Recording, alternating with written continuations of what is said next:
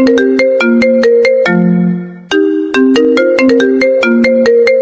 হলো, এইভাবে তাল গাছের মতো দাঁড়িয়ে আছো কেন?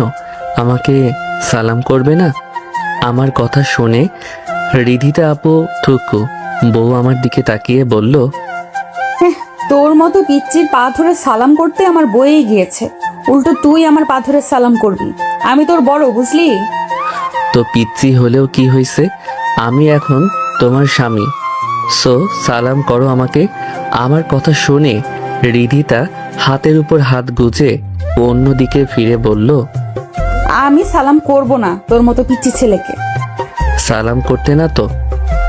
না। ওকে ঠিক আছে। এটা বলে একটা মুচকি হাসি দিয়ে রিধিতার এক হাত ধরে টান দিয়ে আমার বুকে নিয়ে আসলাম। তারপর অন্য হাত তার কোমর জড়িয়ে ধরে আর একটু শক্ত করে ধরলাম। তখন রিধি বলল, এই এই শয়তান, কি করছিস? কেন, আমি না পিচ্ছি? তা পিচ্ছি ছেঁড়া কি করতে পারে এটা দেখাচ্ছি আর কি। দেখ আয়ান, উল্টো পাল্টা কিন্তু করার চিন্তাও করবি না, না হলে ভালো হবে না কিন্তু। ও মা, তাই নাকি মিসেস যে দিব? তাই এখন ছাড় আমাকে, ছাড় বলছি। এইবার তার মুখের সামনে চলে আসা চুলগুলো আলতো করে ফু দিলে সরিয়ে দিতেই রিধি চুপ হয়ে গেল।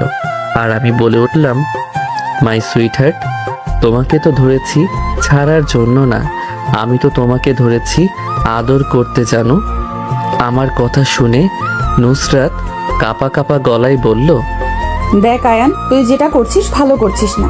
আমি তোকে এখনো মেনে নিতে পারিনি, তারপরেও তুই আমার কথা না শুনে জোর করছিস। এটা কি তোর ভালোবাসা? যদি জোর করা তোর ভালোবাসা হয় তাহলে তুই জোর করে সবকিছু কর, কেউ বাধা দিবে না। কেন জানি রিধিতার এই কথা আমার বুকে লাগছে। আর আমি সাথে সাথে নুসরাতকে ছেড়ে দিলাম আর বলে উঠলাম, সরি সরি রিধিতা, আমি বুঝতে পারিনি যে আমি যাকে ভালোবাসি, যার জন্য এত কিছু করলাম, সে তো আর আমাকে বোঝে না।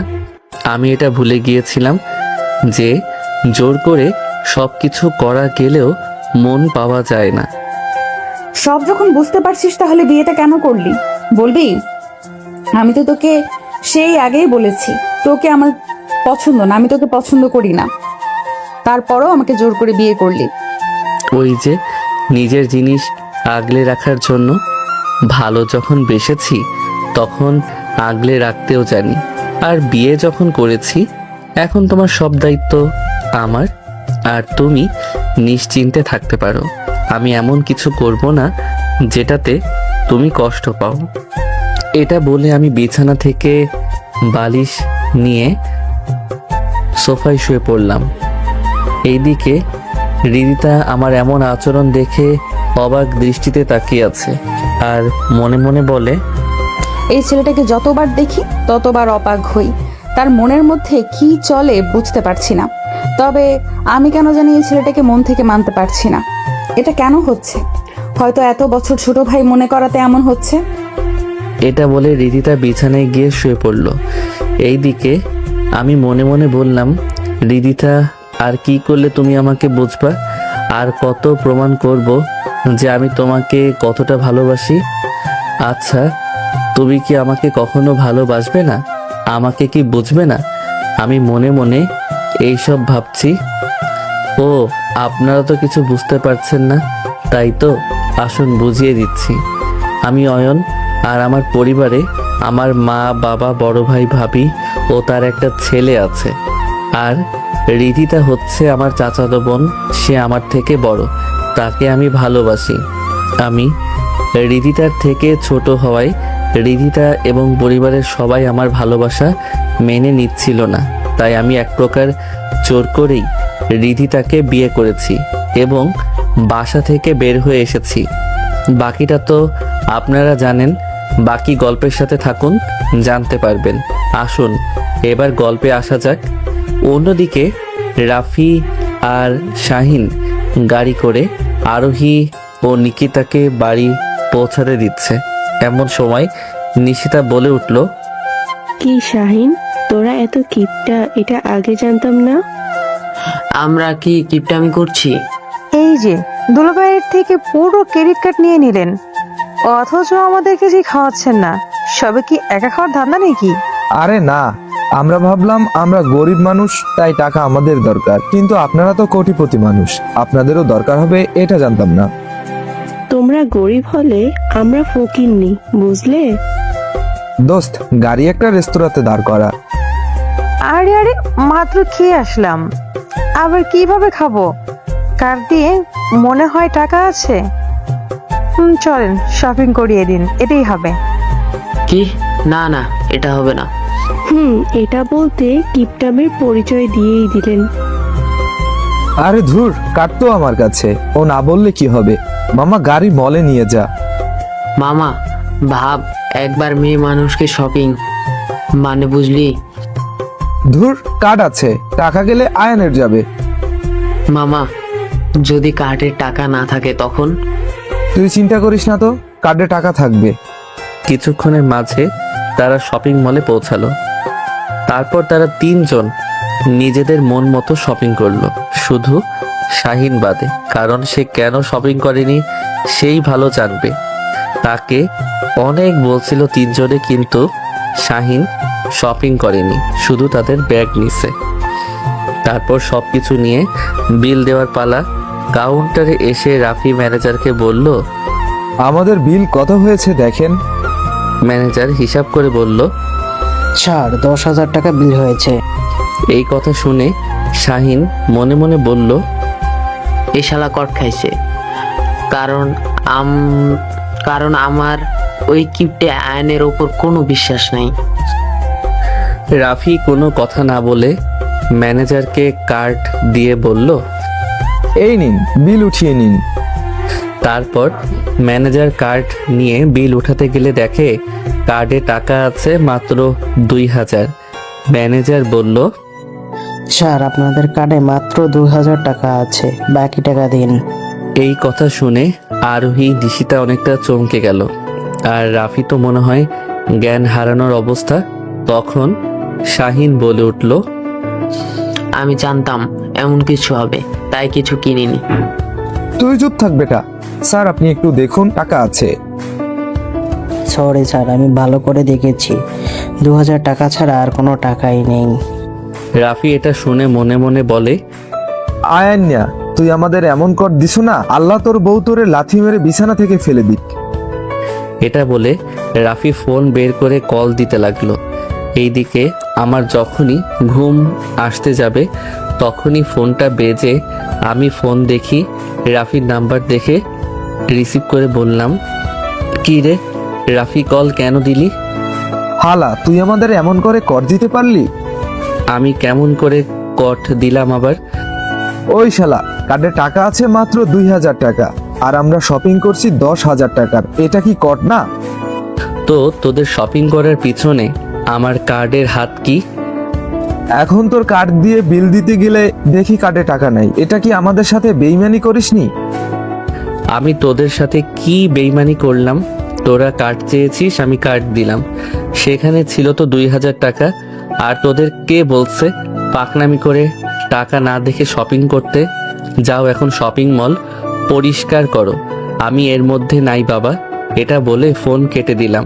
হালারা আইসে আমার থেকে টাকা মারতে, হি হি হি। এইদিকে রাফি মহা মুশকিলে পড়ছে, কে জানতো কার্ডে টাকা থাকবে না। নাও এবার ঠেলা সামলাও। ভাগ্য ভালো আমি কিছু কিনিনি, কিছু নিইনি। তুই চুপ থাক, এদিকে আমার মাথা গরম, আর তুই এর মাঝে আরো লাকড়ি দিচ্ছিস। ওই আয়ানকে হাতের কাছে পাই, তারপর দেখাবো এই রাফি কি জিনিস। তখন ম্যানেজার বলে উঠল,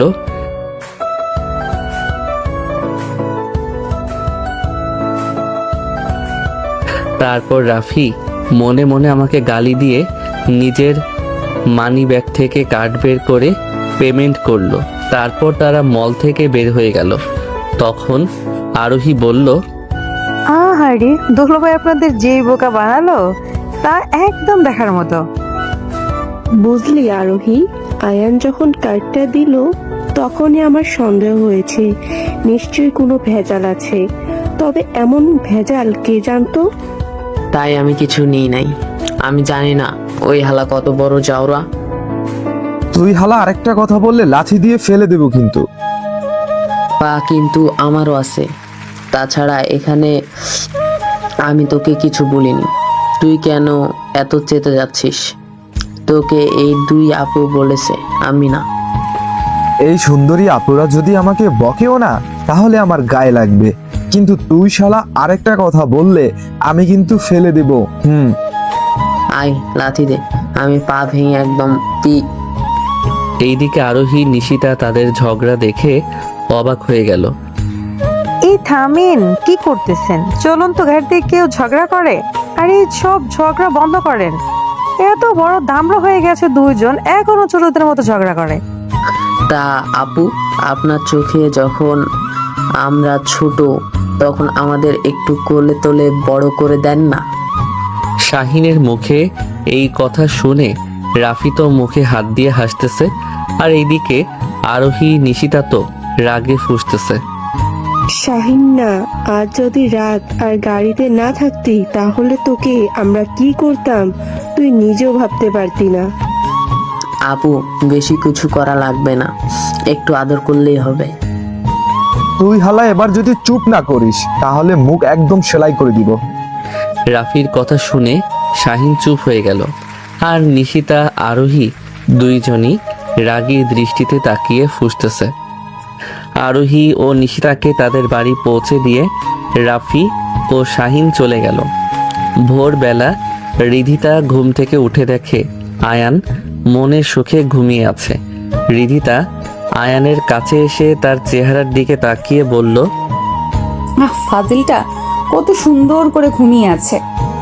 এখন দেখলে বোঝা যায় না সে এতটা রাগী। আর আমারে পেতে না কত না কিছু করলো।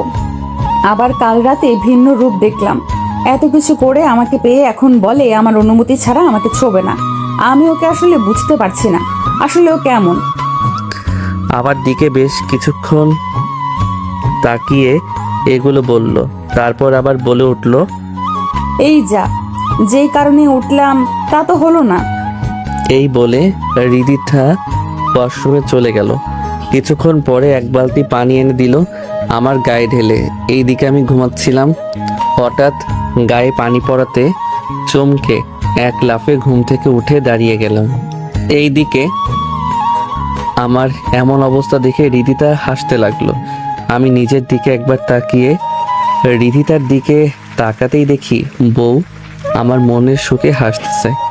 আমি রিধিতার হাসি দেখে সবকিছু ভুলে গিয়ে তার হাসির দিকে এক দৃষ্টিতে তাকিয়ে আছি। মনে হয় এমন হাসি দেখে সারা জীবন কাটিয়ে দিতে পারবো। রিধিতা আমাকে তার দিকে তাকিয়ে থাকতে দেখে হাসি থামিয়ে আমার কাছে এসে ঠাস করে আমার মাথায় থাপ্পড় দিল। রিধিতার থাপ্পড় খেয়ে আমি হুঁশে ফিরে মাথায় হাত দিয়ে বললাম, ওই আমাকে মারলা কেন? এইভাবে তাকিয়ে আছিস কেন? তোমার হাসি দেখছি তাই তাকিয়ে আছি। হয়েছে, আর পাম দিতে হবে না। কাপড় পাল্টে নামাজ পড়, না হলে নামাজের সময় চলে যাবে। এই জন্য কি পানি ঢেলে ডাকতে হয়? তোমার যেই মধুর সুর, এমনি ডাক দিলে আমি উঠে যেতাম। আমার ইচ্ছে হয়েছে তাই পানি ঢালছি। এখন কথা না বাড়িয়ে যা অজু করে আয়। আমি আর কথা না বলে একটা লুঙ্গি নিয়ে ওয়াশরুমে চলে গেলাম। অন্যদিকে রিধিতা বলল, কি চান্দু, সবে তো শুরু, আমাকে বিয়ে করেছো আর আমি বউ হয়ে জ্বালাবো না তো কি করে হয়? আজ থেকে দেখো এই রিদিতা কি জিনিস। এটা বলে রিধিতা জায়নামাজ নিয়ে নামাজ পড়তে লাগলো। অজু আমার জন্য বালতি করে পানি নিয়ে আসার সময় করে এসেছে। আমি ওয়াশরুম থেকে ফ্রেশ হয়ে অজু করে রিধিতার সাথে নামাজ পড়তে লাগলাম। আমি নামাজ শেষ করতেই রিধিতা বলে উঠল, একটু বস, আমি আসছি। এটা বলে রিধিতা উঠে টেবিলের সামনে গিয়ে একটা খাতা নিয়ে কি জানি লিখতে লাগলো। একটু পর আমার কাছে লিস্ট নিয়ে এসে বলল, যা এগুলো নিয়ে আয়। এগুলো কি? আমার কথা বলতে দেরি রিধিতার মাথায় থাপ্পড় দিতে দেরি হলো না। থাপ্পড় দিয়ে বলল, গাধা, খুব তো নাচতে নাচতে বিয়ে করে নিয়ে এসেছিস। তা বিয়ের পর যে সংসার করতে হয় এটা জানিস না? রিধিতার দিকে তাকিয়ে বললাম, জানি, তবে তোমার রাগীর চেহারাটা দেখতে ভালো লাগে। আর একটা কথা বলবি তো আর একটা থাপ্পড় দিমু। সারাক্ষণ লুচ্চামির ধান্দায় থাকে লুচ্চা বেটা। এখনো তো লুচ্চামি করতে পারলাম না, তাই লুচ্চামি করার ধান্দায় থাকি। কি বললি কুত্তা? আমাকে আর পাইকে আমি লুঙ্গি পরে দিলাম দৌড়, আর এমন দৌড় দেখে রিধিতা ফিক করে হেসে দিয়ে বলল, পাগল একটা। তারপর রিধিতা ঘর গোছাতে লাগলো। এইদিকে আমি রিধিতার লিস্ট করা সব কিছু নিয়ে বাসায় ফিরে কলিং বেল দিতেই নুসরাত এসে দরজা খুলে দিল।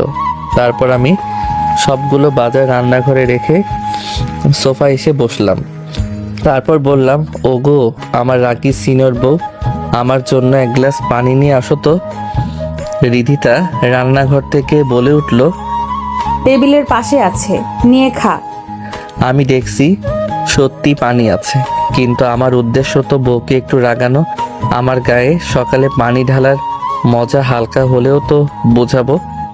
আরে ওগুলো ভালো না, তোমার হাতে নিয়ে আসো না। এইদিকে রিধিতা রেগে বলে উঠল, শয়তান, আমারে জ্বালানোর চিন্তায় আছিস তাই না? দাঁড়া, তোকে পানি খাওয়াচ্ছি। এটা বলে গ্লাসে পানি ঢেলে তাতে 3 চামচ লবণ মিশালো আর বলল, এমন পানি খাওয়াবো যে আর কখনো আমার হাতে পানি খাওয়ার নাম নিবি না। রিধিতা হাতে করে পানির গ্লাস নিয়ে আমার কাছে এসে বলল, এই নিন স্বামী, পানি খেয়ে আমাকে উদ্ধার করেন। আমি একটা হাসি দিয়ে হাত বাড়ালাম পানির গ্লাস নিতে, কিন্তু আমি সেই হাত দিয়ে রিধিতার হাত ধরে আরেক হাত ধরে পানির গ্লাসটা নিয়ে পাশে টেবিলে রাখলাম। এই ফাজিল, হাত ছাড় আমার। আমি কিছু না বলে রিধিতাকে এক টান দিয়ে আমার কোলে বসিয়ে তার কোমর জড়িয়ে ধরে বললাম, জানো আমার তো পানি খেতে না, তোমার আদর খেতে ইচ্ছে করছে। আর আমার আদর দিতে হবে না, থাপ্পড় দিতে মন চাইছে। বিয়াদব কোথাকার, খালি কুমতলবে ঘুরে। বউ আমার আনরোমান্টিক হলে তো কুমতলবে ঘুরবো, তাই না? দেখ, সকাল সকাল মাথা গরম করবি না, অনেক কাজ বাকি। ছাড় আমাকে। ওকে ছাড়বো, তবে আমাকে একটা চুমু দিতে হবে আর তুমি বলতে হবে। না, তোর মতো খাটাসকে আমার চুমু ওয়াক্থু ভাবলে তো বমি আসে। আর আমি পিচ্ছি কাউকে তুমি বলি না। ও মা, তাই নাকি? তাহলে তো এই পিচ্চির কেরামতি দেখাতে হয় বেবি। এটা বলে রিধিতার মাথা ঘুরিয়ে আমার দিকে ফিরালাম। সাথে সাথে রিধিতা আমাকে কাপা কাপা গলায় বলল, দেখ তো তুই এটা কিন্তু ভালো করছিস না। বউয়ের সাথে যা করা হয় তাই ভালো। এটা বলে তার মাথার পিছনের চুল আঁকড়ে ধরে আরেক হাত কোমরে রাখলাম। আমি আস্তে আস্তে তার মুখের সামনে আমার মুখ নিয়ে আসলাম। আমি এত কাছে আসতেই রিধিতা তার চোখ জোড়া বন্ধ করে নিল। সে নিস্তব্ধ হয়ে গেল। তার বুকের হার্টবিট বেড়ে চলছে। এইদিকে আমি তাকে একদম কাছে নিয়ে এসে তার কপালে একটা চুমু দিলাম আর 2 গালে 2টা চুমু দিলাম। তারপর ছেড়ে দিয়ে বললাম, যাও যাও, এখন বমি করো গা বেবি, আর সবাইকে বলতে থাকবে আমি বাবা হতে চলেছি। আমার এই কথা শুনে রিধিতা আমার দিকে রাগে দৃষ্টিতে তাকিয়ে বলল, কুত্তা, তোকে আমি পরে দেখে নেব। এটা বলে রান্নাঘরে চলে গেল। রান্নাঘরে গিয়ে মনে মনে বলল, এই কেমন স্বামী পেলাম, ভাব নিয়ে একটার আর করবে আরেকটা। হাত, পুরো মুডটাই নষ্ট করে দিল। এটা বলে রান্নাঘরের দরজা দিয়ে আমার দিকে তাকিয়ে দেখে আমি ফোন টিপছি। এটা দেখে বলতে লাগলো, দাঁড়া চান্দু, আমাকে কাজের মেয়ে করে এখন ফোন টেপা হচ্ছে তাই না? এটা বলে একটা থালাতে কিছু ময়দা নিয়ে আমার কাছে আসলো আর আমার সামনে রেখে বলল, এই যে মহারাজ, এগুলো তাড়াতাড়ি মাখেন। আমি ময়দা দেখে রিধিতার দিকে তাকিয়ে বললাম, কি এগুলো? আমি মা মা আর কিছু বলতে পারলাম না।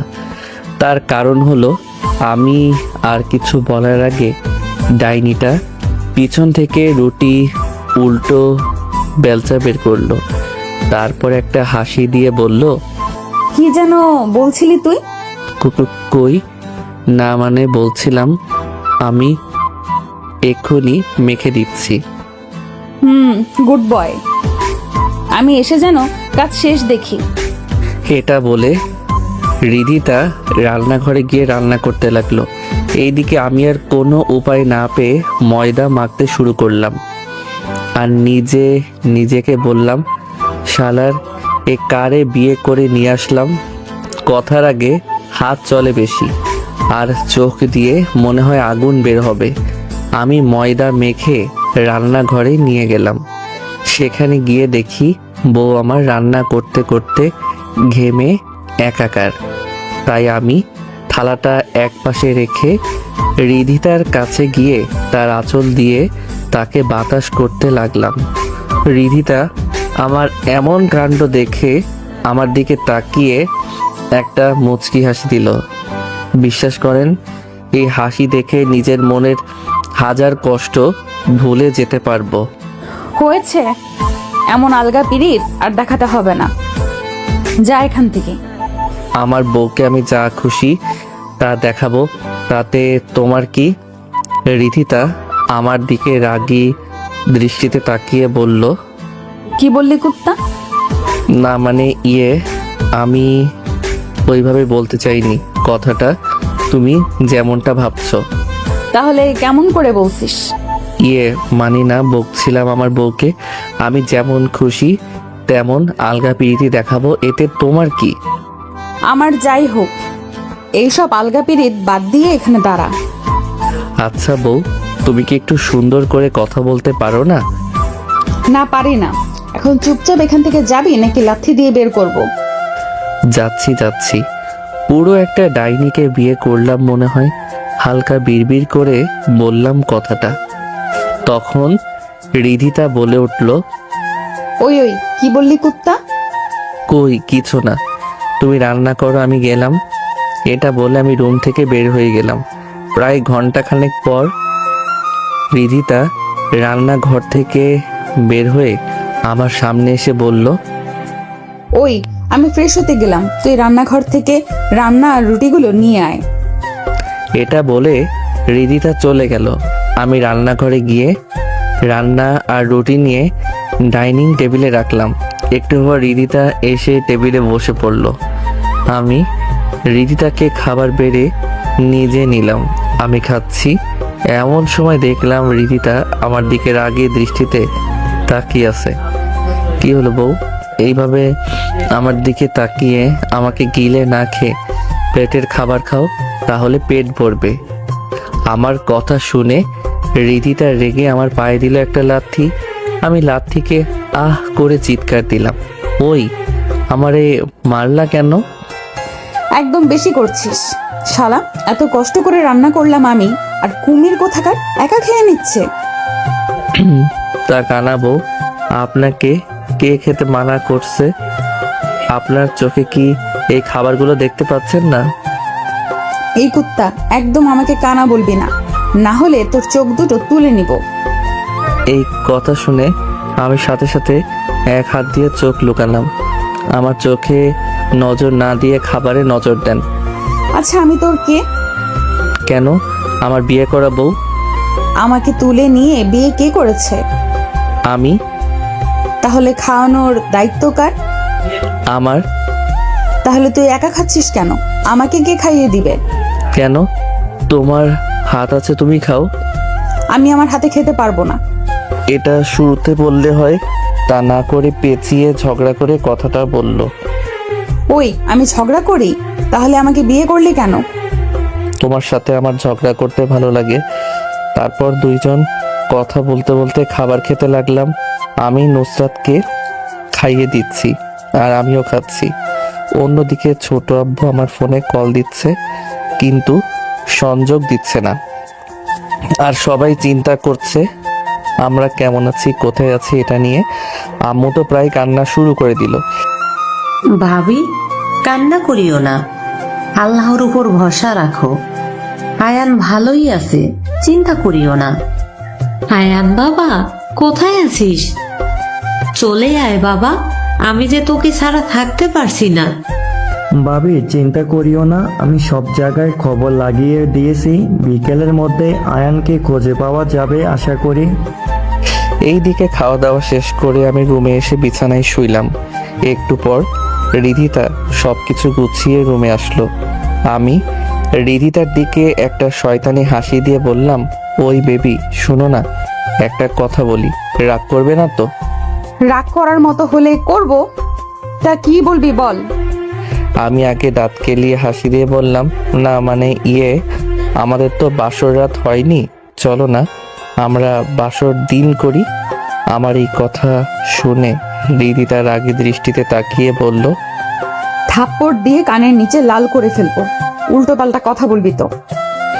তোমার মতো সুন্দরী বউ থাকলে উল্টো পাল্টা কথা কেন, উল্টো পাল্টা কাজও মাথায় আসে। দাঁড়া কুত্তা, আমি তোর বাদরামি বের করছি। আশেপাশে কি জানি খুঁজতে লাগলো। আমি অবস্থা বেগতিক দেখে দিলাম দৌড়, এক দৌড়ে রুমের বাহিরে। আর আমার পিছন পিছন নুসরাতও বের হলো। ওই যাচ্ছিস কোথায়? তোমাকে ছাড়া কোথায় যাব বলো বেবি? আবার? আচ্ছা জানো, রেডি হও, ঘুরতে যাব কেমন? রিদিতা আমার কথা শুনে বলে উঠল, সত্যি? সত্যি। ওকে, আমি আসছি 5 মিনিট। 5 মিনিট পর রিধিতা বোরকা পরে আসলো। তারপর আমি রিধিতাকে নিয়ে ঘুরতে বের হলাম। হ্যালো তানিয়া ম্যাম, একটা খারাপ খবর আছে। সময় যখন খারাপ হয় তখন এমনিই সব খারাপ হয়। তা কি এমন খারাপ খবর আছে শুনি? নেজাত বিয়ে করে নিয়েছে, তাও আবার চাচাতো বোনকে। এই কথা শুনে তানিয়া বসা থেকে দাঁড়িয়ে গেল। কি বিয়ে? তাও নেজাত? তুই সত্যি বলছিস তো নাকি মিথ্যা? না ম্যাম, আমি সত্যি বলছি। তবে যতটুকু খবর শুনছি তার চাচাতো বোন তাকে পছন্দ করে না, আর সে চাচাতো বোনকে জোর করে বিয়ে করেছে। লোকটার কথা শুনে তানিয়ার মুখে একটা হাসি ফুটলো। তানিয়া বলল, ওই বজ্জাতের চোখে কি কোনো মেয়ে পড়েনি যে জোর করে বিয়ে করছে? আরে আমাকে বলতো, আমি নিজে বিয়ে করে নিতাম। এটা বলে ফোন কেটে দিল তানিয়া আর মনে মনে বলল, ভাবছিলাম তোমাকে নিজের করে পেতে একটু কষ্ট করতে হবে, কিন্তু এখন দেখছি হালকা করলেই হবে, কারণ আগুনে ঘি ঢাললে আগুন আরো জোরে জ্বলে ওঠে। এইদিকে রমজান সাহেব তার ছেলের রুমে গিয়ে বলল, বাবা তুমি যাও, আমি এখান থেকে ওই দিন যাব যেদিন ওই নুসরাতকে আমার করতে পারবো।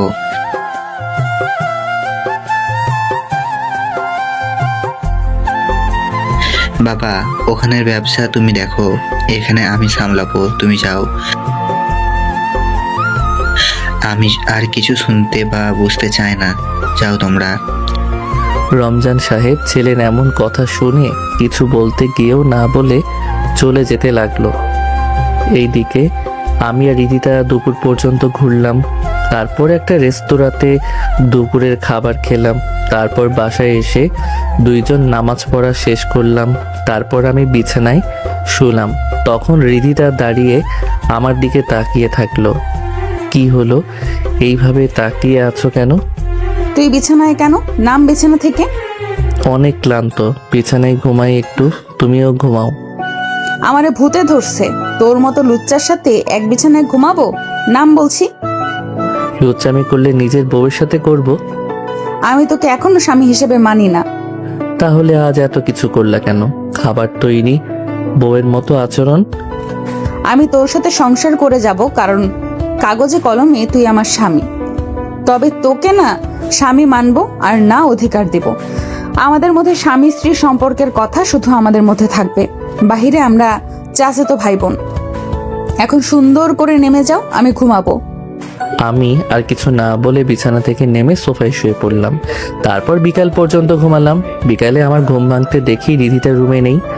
আমি রুম থেকে বের হয়ে দেখি রিদিতা টিভি দেখছে। আমি সামনে গিয়ে বললাম, যাও গিয়ে রেডি হও। কেন? গেলে দেখতে পাবে, যেটা বলছি ওটা করো। আমার কথা মতো রিদিতা রেডি হয়ে আসতেই আমি রিদিতাকে নিয়ে বের হলাম। রিক্সা চলছে তার আপন গতিতে, আর আমি নিস্তব্ধ হয়ে সেই গতিকে অনুভব করার চেষ্টা করছি। হঠাৎ আহ করে একটা চিৎকার শুনতে পেলাম, আর সাথে সাথে রিক্সা থামিয়ে দিল চাচা। আমি সামনে তাকিয়ে দেখি একটা মেয়ে রিক্সার সামনে পড়ে আছে। আমি দৌড়ে নেমে হাঁটু গেড়ে বসে বললাম, আপু আপনি ঠিক আছেন তো?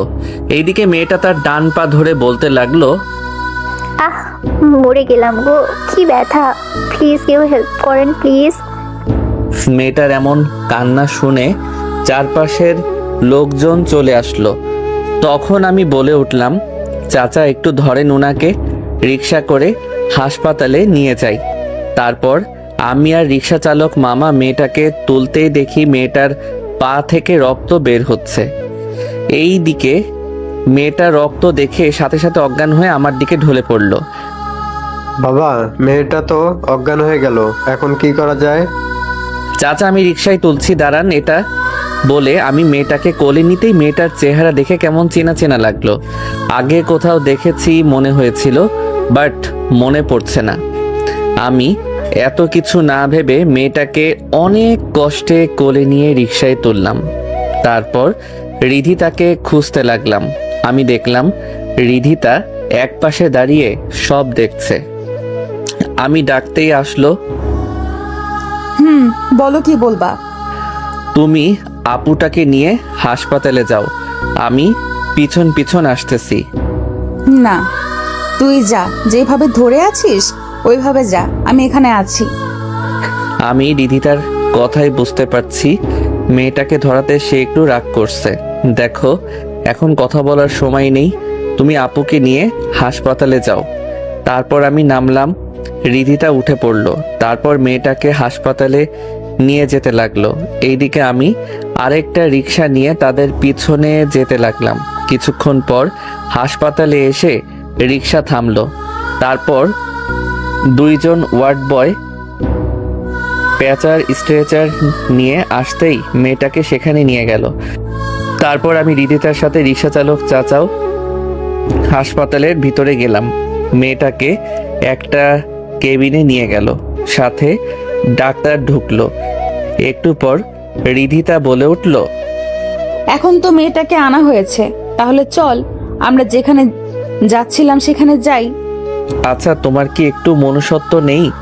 একটা মেয়ে আমাদের গাড়ির সাথে অ্যাক্সিডেন্ট করলো, তাকে এখন চিকিৎসা দেওয়ার দায়িত্ব আমাদের, আর তুমি বলছো? ওই রাখ তোর জ্ঞান দেওয়া, আমাদের দায়িত্ব হাসপাতালে আনার, আমরা এনেছি, এখন বাকি দায়িত্ব ডাক্তারদের। চল। তুমি চুপ থাকো, ডাক্তার যতক্ষণ কিছু বলবে না ততক্ষণ এখান থেকে যাওয়ার কোনো প্রশ্ন আসে না। আমার কথা শুনে রিধিতা আর কিছু বলল না। এইদিকে চাচা আমাকে বলতে লাগলো, বাবা এখন আমার কি হবে? আমার তো দোষ নেই, মেয়েটা হুট করে আমার রিক্সায় চলে এসেছে। চাচা আপনি কোনো চিন্তা করবেন না, আপনার কিছু হবে না, এখন আপনি চলে যান। কিন্তু বাবা যদি কি? আমি বলছি না কিছু হবে না। আর হ্যাঁ, এই নিন ভাড়া, এখন আপনি বাসায় চলে যান। কিন্তু বাবা আমি তো তোমাদের এখনো পৌঁছে দিতে পারলাম না। সমস্যা নাই চাচা, আপনি যান। তারপর চাচার কিছু না বলে বিদায় নিয়ে চলে গেল। প্রায় ঘন্টাখানেক পর ডাক্তার রুম থেকে বের হতে আমি গিয়ে ডাক্তারকে বললাম, স্যার রোগীর কি অবস্থা? চিন্তার কোনো কারণ নেই, পাটা হালকা মুচকে গিয়েছে আর একটু কেটে গিয়েছে, ওটা ওয়াশ করে ব্যান্ডেজ করে দিয়েছি। এখন কি আমরা দেখা করতে পারবো? পারবেন, চাইলে নিয়েও যেতে পারেন, সমস্যা নেই। এটা বলে ডাক্তার চলে গেল। তারপর আমি আর রিধিতা কেবিনে ঢুকতেই দেখি মেয়েটা হেলান দিয়ে বসে আছে। আমি মেয়েটার কাছে গিয়ে বললাম, কেমন আছেন এখন? মেয়েটা আমার দিকে তাকিয়ে বলল, ভালো আছি। আপনাদের অনেক ধন্যবাদ আমাকে হাসপাতালে নিয়ে আসার জন্য। আরে না, এটা তো আমাদের দায়িত্ব। আচ্ছা, আপনি সিটি কলেজে পড়েন না মনে হয়? পড়ি। আপনি হয়তো আমাকে চিনতে পারেননি। ওই যে ওই দিন আপনার সাথে আমার ধাক্কা লাগলো, সেই মেয়েটাই আমি। ও, এইবার চিনতে পেরেছি। তাই তো বলি, আপনাকে কোথায় যেন দেখেছি মনে হয়। আমার নাম তানিয়া। আপনার? জি, আয়ান। নেই, এখানে রিধিতা আছে। আমাদের এমন কথা বলতে দেখে রিধিতা বলে উঠল, তা বাসার ঠিকানাও দিতে হবে নাকি? রিধিতার কথা শুনে দুইজনই রিধিতার দিকে তাকালাম। তখন তানিয়া আমার দিকে তাকিয়ে ইশারায় বলল, মেয়েটাকে? আমি একটা হাসি দিয়ে বললাম, আমার আর কিছু বলতে যাব তার আগে দুপুরে রিধিতার বলা কথা মনে পড়ে গেল। সে বলছিল বাহিরে কেউ যাতে জানতে না পারে আমি আর ও স্বামী স্ত্রী। তাই আমি বললাম উনি আমার চাচাতো বোন। তখন আমার কথা শুনে রিধিতা ভীষণ রেগে গেল, কিন্তু প্রকাশ করলো না। ও আচ্ছা, আমরা চলে যাব। আপনি আপনার বাবা ভাই কারোর নাম্বার দিন, আমি তাদের কল দিয়ে আসতে বলি। ওটার প্রয়োজন নেই, আমাকে আমার ব্যাগটা দিলে হবে। তখন রিধিতা সেই মেয়েটার ব্যাগটা দিয়ে দিল। আসলে এখানে আসার সময় রিধিতাকে আমি কুড়িয়ে দিয়েছিলাম। এখন আপনারা যেতে পারবেন। ওকে বাই, আল্লাহ হাফেজ। এটা বলে আমি রিধিতার রুম থেকে বের হয়ে চলে গেলাম। অন্যদিকে তানিয়া মনে মনে একটা হাসি দিয়ে বলল, বাহ বাহ, এখানে তো অনেক দূর নদীর তীরটা, যেটা পাড়ি দেওয়া অত সম্ভব না। এইদিকে রিধিতাকে নিয়ে হাসপাতালের নিচে দাঁড়িয়ে থাকলাম। একটু পর একটা ট্যাক্সি আসতেই ওটাতে উঠে পড়লাম। তখন, কেন, তোমার আবার কি হলো হঠাৎ? যেটা বললাম ওটা কর, আমার ভালো লাগছে না। আমি তো বুঝে উঠতে পারছি না এর আবার কি হলো, হঠাৎ এত রেগে গেল কেন?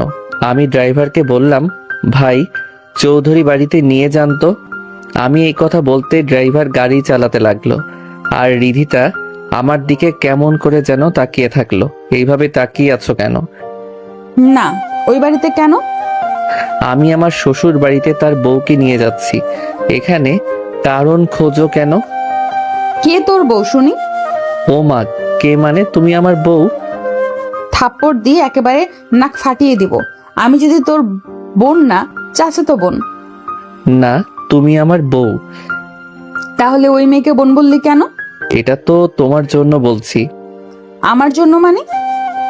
কারণ তুমি বিকালে বলছিলে আমরা যে স্বামী স্ত্রী তা কেউ জানতে না পারে। আমার কথা শুনে রিধিতা চুপ হয়ে গেল আর মনে মনে বলল, দূর, কেন যে ভাবিনি কথাটা বলতে গেলাম। এখন এই ফাজিল যেই যাওরা যেখানে যাব সেখানে বোন বানিয়ে দিবে। থাক, ইচ্ছে করছে নিজের চুল নিজে ছিঁড়ি। এইদিকে আমি রিধিতাকে চুপ থাকতে দেখে আর কিছু বললাম না। একটু পর গাড়ি বাজারে আসতেই আমি থামাতে বলতে ড্রাইভার গাড়ি থামালো। তারপর, তুমি এখানে বসো, আমি একটু পরে আসতেছি। এটা বলে আমি ট্যাক্সি থেকে নেমে ফলের দোকানে গেলাম। সেখান থেকে ফলমূল কিনে গেলাম মিষ্টির দোকানে। তারপর ওখান থেকে মিষ্টি কিনে চলে আসলাম ট্যাক্সিতে। আমি ট্যাক্সিতে উঠতেই রিধিতা আমার হাতে এইসব দেখে বলল, এইসব কি জন্য নিয়ে যাচ্ছ? শ্বশুর বাড়িতে প্রথম যাচ্ছি, আর কিছু নিয়ে না গেলে কেমন হয় না? তাই বলে এত কিছু? তোমার এইসব নিয়ে এত ভাবতে হবে না। কিছুক্ষণ পর আমাদের বাড়ির সামনে গাড়ি এসে থামলো। তারপর গাড়ি থেকে ভাড়া মিটিয়ে রিধিতাকে সব কিছু দিয়ে বললাম, তুমি যাও। তুমি যাবে না? না, আমার একটু কাজ পড়েছে, তুমি ভিতরে যাও। তুই না গেলে আমিও যাব না।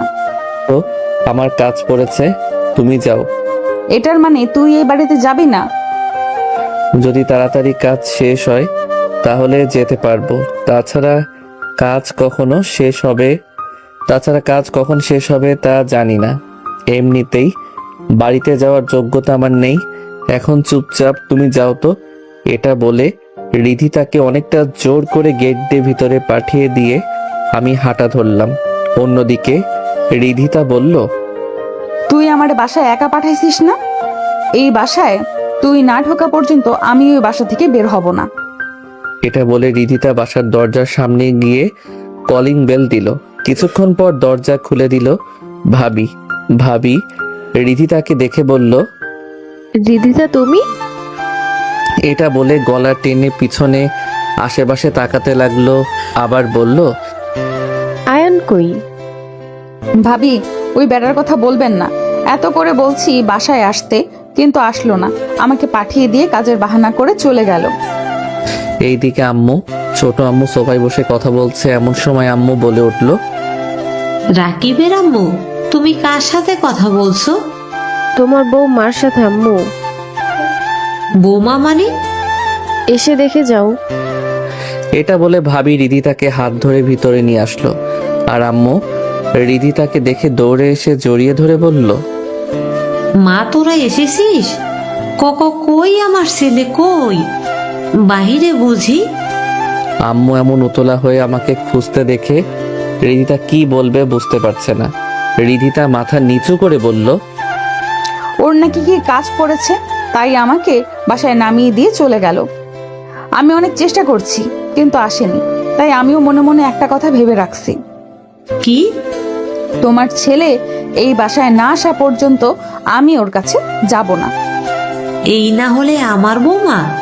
একদম ঠিক কাজ করেছিস। এইবার দেখি আমার বাদর ছেলে আমার কাছে না এসে পারে কি না। তা তোর হাতে এগুলো কি? সব তোমার ছেলে দিয়েছে। নিজের বাসায় আসতে এইসব লাগে? আমি মানা করছি, কিন্তু শোনেনি। তা আমার দুই আব্বু কই? অফিসে গিয়েছে। এখন এখানে দাঁড়িয়ে না থেকে সোফায় বস। বড় বৌমা, তুমি নাস্তা নিয়ে আসো। থাক আম্মু, আমার নাস্তা লাগবে। আমার অনেক কাজ, রুমে যাই। এটা বলে রিধিতা উঠতেই রাকিব কোথা থেকে দৌড়ে এসে রিধিতার কোলে উঠে বলল, ছোট আম্মু, তুমি কই ছিলা? জানো তোমাকে আমি কত খুঁজেছি। রাকিবের মুখে ফুপি না শুনে রিধিতা বলল, রাকিব, তুমি আমাকে ছোট আম্মু বললে কেন? আম্মু বলতে বলছে তাই বলছি। আচ্ছা, তোমার সাথে নাকি চাচ্চু গিয়েছে? চাচ্চু কই? ওই বেটা আমারে অনেক দিন হলো চকলেট দেয়নি, তাকে পেলে খামচি দিমু। তোমার চাচ্চু অনেক পচা। আসুক আজ, দুইজন মিলে খামচি দিব, কেমন? ছোট আম্মু আসো গাছ। তারপর রিধিতা রাকিবকে কোল থেকে নামিয়ে দিল আর নিজের রুমে যেতে লাগলো। তখন আম্মু বলল, রিধি, ওই দিকে কই যাস? আয়ানের রুম তো এই দিকে। আম্মু, আমার রুমে অনেক জিনিস আছে না, ওগুলো নিয়ে যাব তাই। ও আচ্ছা, যা তাহলে। অন্যদিকে আমি কাজের নাম করে চলে আসলাম বন্ধুদের কাছে। আসলে ওই বাড়িতে আমি যাব না, কারণ আপনারা জানেন। এখন প্রশ্ন হলো, আমি না গেলে রিধিতাকে পাঠালাম কেন? সব ঝামেলা আমার সাথে। সো আমি ওই বাসায় যাব না। রিধিতার সাথে কিছু হয়নি বা সে দোষ করেনি, তাই আমি চাই না রিধিতা তার পরিবার থেকে দূরে থাকুক। 2 দিন ওখানে থাক, তারপর নিয়ে আসবো। এমনিতেই আমার সাথে থাকা না থাকার সমান। অন্যদিকে এইদিকে সিফাত কাকে জানি কল দিয়ে বলল, কিরে, কিছু কি খুঁজে পেলি? কার সাথে প্রেম করে বা কাকে পছন্দ করে? আসলে স্যার, প্রেম নয়, তাদের ডাইরেক্ট বিয়ে হয়েছে।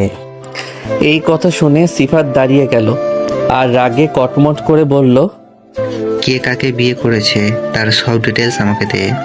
স্যার, সে তো চাচাতো ভাইকে বিয়ে করেছে। এই কথা শুনে সিফাত রাগে তার হাত মুষ্টি বন্ধ করে বলল, ওর সকল ইনফরমেশন সব আমাকে রাতের মধ্যে দিবি। এটা বলে ফোন কেটে দিল সিফাত আর মনে মনে বলল, এইদিকে রাত হয়ে গেল।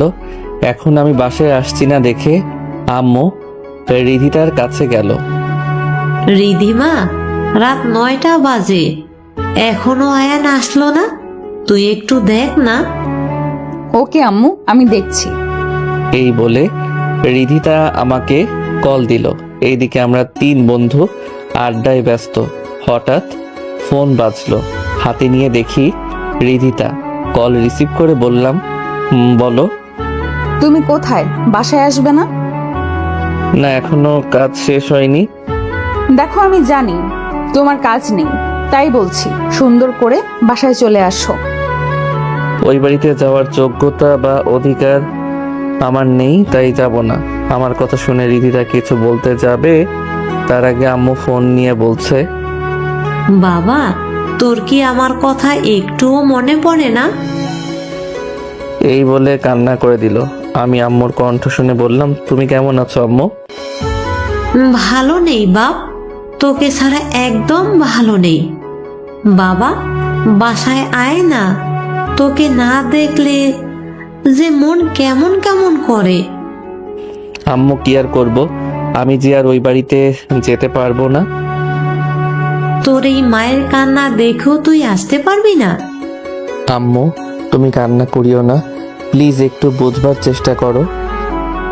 বুঝেছি, তোকে আর বুঝাতে হবে না।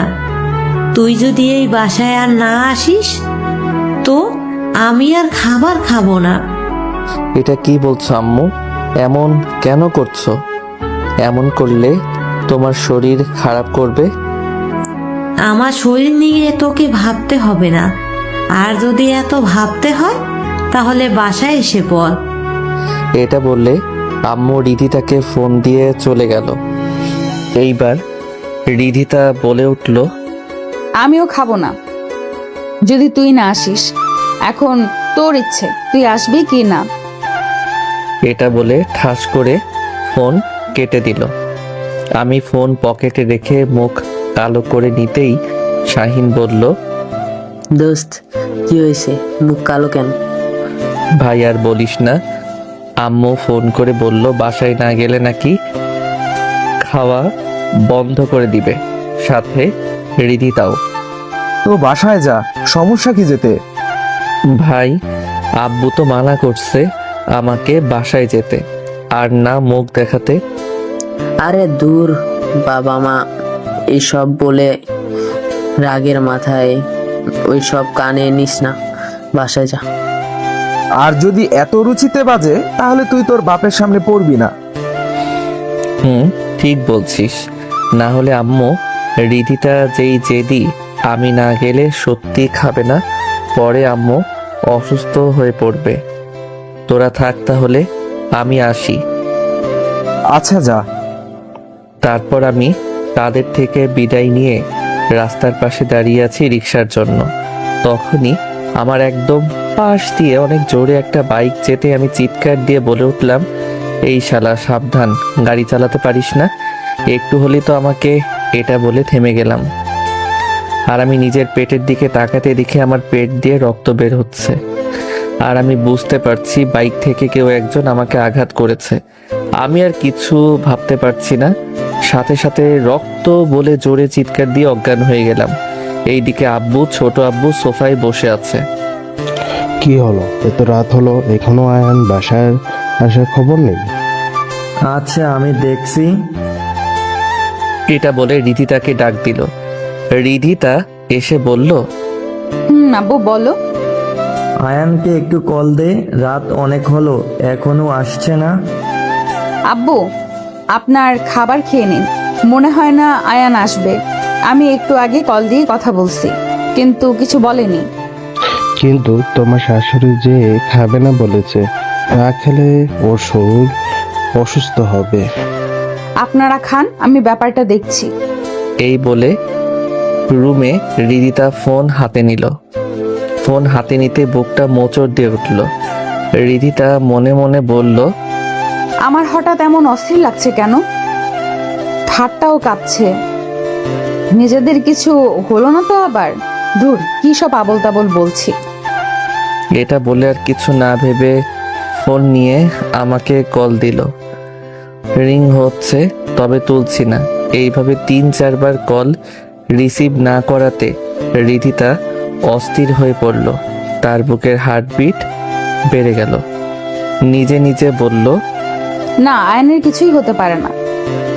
তারপর বড় একটা নিঃশ্বাস ফেলে আবার কল দিল। এইবার কল রিসিভ হলো, আর কল রিসিভ হতেই রিদিতা বলে উঠল, ওই কুত্তা, ফোন ধরছিস না কেন? কি কাজ করছিস যে আমার ফোন তুলছিস না? কোথায় তুই? তাড়াতাড়ি আয়, না হলে তোকে যে কি করব নিজেও জানি না। ভাবি, আমি রাফি বলছি। আয়ানের ফোন রাফির ধরাতে আর রাফি এমন কাপা কাপা গলায় কথা বলাতে রিদিতার বুক কেঁপে উঠল। এইবার রিদিতাও কাপা কাপা গলায় বলল, রাফি, আয়ান কোথায়? আয়ানের ফোন তোমার কাছে কেমন করে? আসলে ভাবি। রিদিতা অস্থির হয়ে পড়ল আর বলল, আসলে না করলে কি? আয়ান হাসপাতালে। রাফির মুখে আমি হাসপাতালে শুনে রিদিতার মাথা ঘুরে উঠল। কাপা কাপা গলায় বলল, হাসপাতালে মানে কি হয়েছে আয়ানের? আসলে ভাবি তেমন কিছু না, একটু অ্যাক্সিডেন্ট হয়ে রিদিতা আছে। কি? কেমন করে? আর কিভাবে? আয়ানের কিছু হয়নি তো রাফি? না ভাবি, ভয়ের কিছু নাই। হাসপাতালের নাম বলো, আমি আসতেছি। সিটি হাসপাতালে। এটা বলতে রিদিতা ফোন কেটে দিয়ে দৌড় দিল। এদিকে আম্মু ছাড়া সবাই খাবার টেবিলে বসে খাবার খাচ্ছে। এমন সময় রিদিতাকে এমন কান্না ভেজা মুখে অস্থির হয়ে দৌড়ে আসতে দেখে ছোট আব্বু বলে উঠল, কি রে রিদিমা, এমন অস্থির হলি কেন আর কান্না করছিস কেন? কি হয়েছে? রিদিতা ফোপাতে ফোপাতে বলল, আব্বু, আয়ান অ্যাক্সিডেন্ট হয়েছে। রিদিমা, কি বলিস? আব্বু, আমি ঠিক বলছি, আর সিটি হাসপাতালে আছে, আমি যাচ্ছি। এটা বলে দৌড় দিতে যাবে তখন আব্বু বলে উঠল, দাঁড়া, আমরাও যাব। এটা বলে সবাই খাবার রেখে উঠতেই আম্মু রুম থেকে দৌড়ে এসে কান্না করে বলল, আমার ছেলের কি হয়েছে? আমি আমার ছেলের কাছে যাব। তারপর সবাই মিলে গাড়ি নিয়ে হাসপাতালের দিকে যেতে লাগলো। অন্যদিকে শাহিন, রাফি আমাকে যেই কেবিনে নেওয়া হয়েছে সেই কেবিনের সামনে হাঁটাচলা করছে। এমন সময় ডাক্তার বের হতেই রাফি শাহিন ডাক্তারের কাছে গেল। ডাক্তার, আমার বন্ধু কেমন আছে? দেখেন, ব্লেড দিয়ে আঘাত করাতে লম্বাতে বেশি কাটলেও ক্ষত বেশি গভীর না হওয়াতে তেমন ভয়ের কিছু নেই। আমরা সেলাই করে দিয়েছি, 1 ঘন্টা পর জ্ঞান ফিরবে, তারপর বাসায় নিয়ে যেতে পারবেন। আমরা কি এখন যেতে পারবো? না, জ্ঞান ফিরুক, আপনাদের নার্স এসে বলবে। এই বলে ডাক্তার চলে গেল আর রাফি আর শাহিন একটা বড় নিঃশ্বাস ফেলে বসে পড়ল। একটু পর কোথা থেকে আম্মু দৌড়ে এসে রাফিকে বলল, বাবা, আমার ছেলে কোথায়? ও এখন কেমন আছে? রাফি, বলো না আয়ান কই আর কেমন আছে? আন্টি একটু শান্ত হন, আয়ান এখন ভালো আছে, একটু পর জ্ঞান ফিরবে, তারপর কেবিনে যেতে পারবেন। রাফির কথা শুনে আম্মু রিদিতা শান্ত হলেও ফোপাচ্ছে। তখন আব্বু এসে বলল, বাবা, অ্যাক্সিডেন্ট কেমন করে হলো? আঙ্কেল, ওটা না হয় আয়ান থেকে জিজ্ঞাসা করবেন। তখনই আম্মু আব্বুর কলার ধরে বলল, সব তোমার জন্য হয়েছে। তুমি যদি আজ আমার ছেলেকে বাসা থেকে বের করে না দিতে, তাহলে আজ এমন একটা দিন দেখতে হতো না। আমার ছেলে যদি কিছু হয়, আমি তোমাকে কখনো ছাড়বো না বলে দিলাম। আম্মুর এমন কথা বলাতে বাবা চুপ হয়ে আছে, কিছু বলছে না। এইদিকে ভাবি এসে আম্মুকে ধরে বলল, আম্মু, এটা হাসপাতাল, অনেক মানুষ আছে, একটু শান্ত হন, পরে না হয় এইসব দেখা যাবে। শুনে আম্মু শান্ত হলেও কিছু বলল না। এইদিকে প্রায় 1 ঘন্টা পর আমার জ্ঞান ফিরতেই আমি চারপাশে তাকাতে লাগলাম, আর চারদিকে তাকিয়ে বুঝলাম আমি হাসপাতালে আছি। আমার জ্ঞান ফিরা দেখে নার্স বাহিরে গিয়ে বলল। এইদিকে নার্সের মুখে আমার জ্ঞান ফেরার কথা শুনে আম্মু দৌড়ে কেবিনে ঢুকে গেল। তার পিছনে পিছনে ভাইয়া, ভাবি, রিধিতা, আব্বু সবাই ঢুকলো। এইদিকে আম্মু আমার কাছে এসে জড়িয়ে ধরে কান্না করে দিল। তোকে ছাড়া আমি কি করে থাকতাম বল? একটু দেখে শুনে চলাফেরা করবি না? আহ আম্মু, আমার তেমন কিছু হয়নি, একটু ব্যথা পেয়েছি। তখন রিধিতা বলে উঠল। বললেই হলো তেমন কিছু হয়নি? আমি দেখছি তোমার পেটের মাঝে ব্যান্ডেজ। এত রাত পর্যন্ত বাইরে থাকতে কে বলেছে? ধুর, চিন্তা করিও না, আমি তো সুস্থ হয়ে যাব। তা অ্যাক্সিডেন্ট হলো কি করে?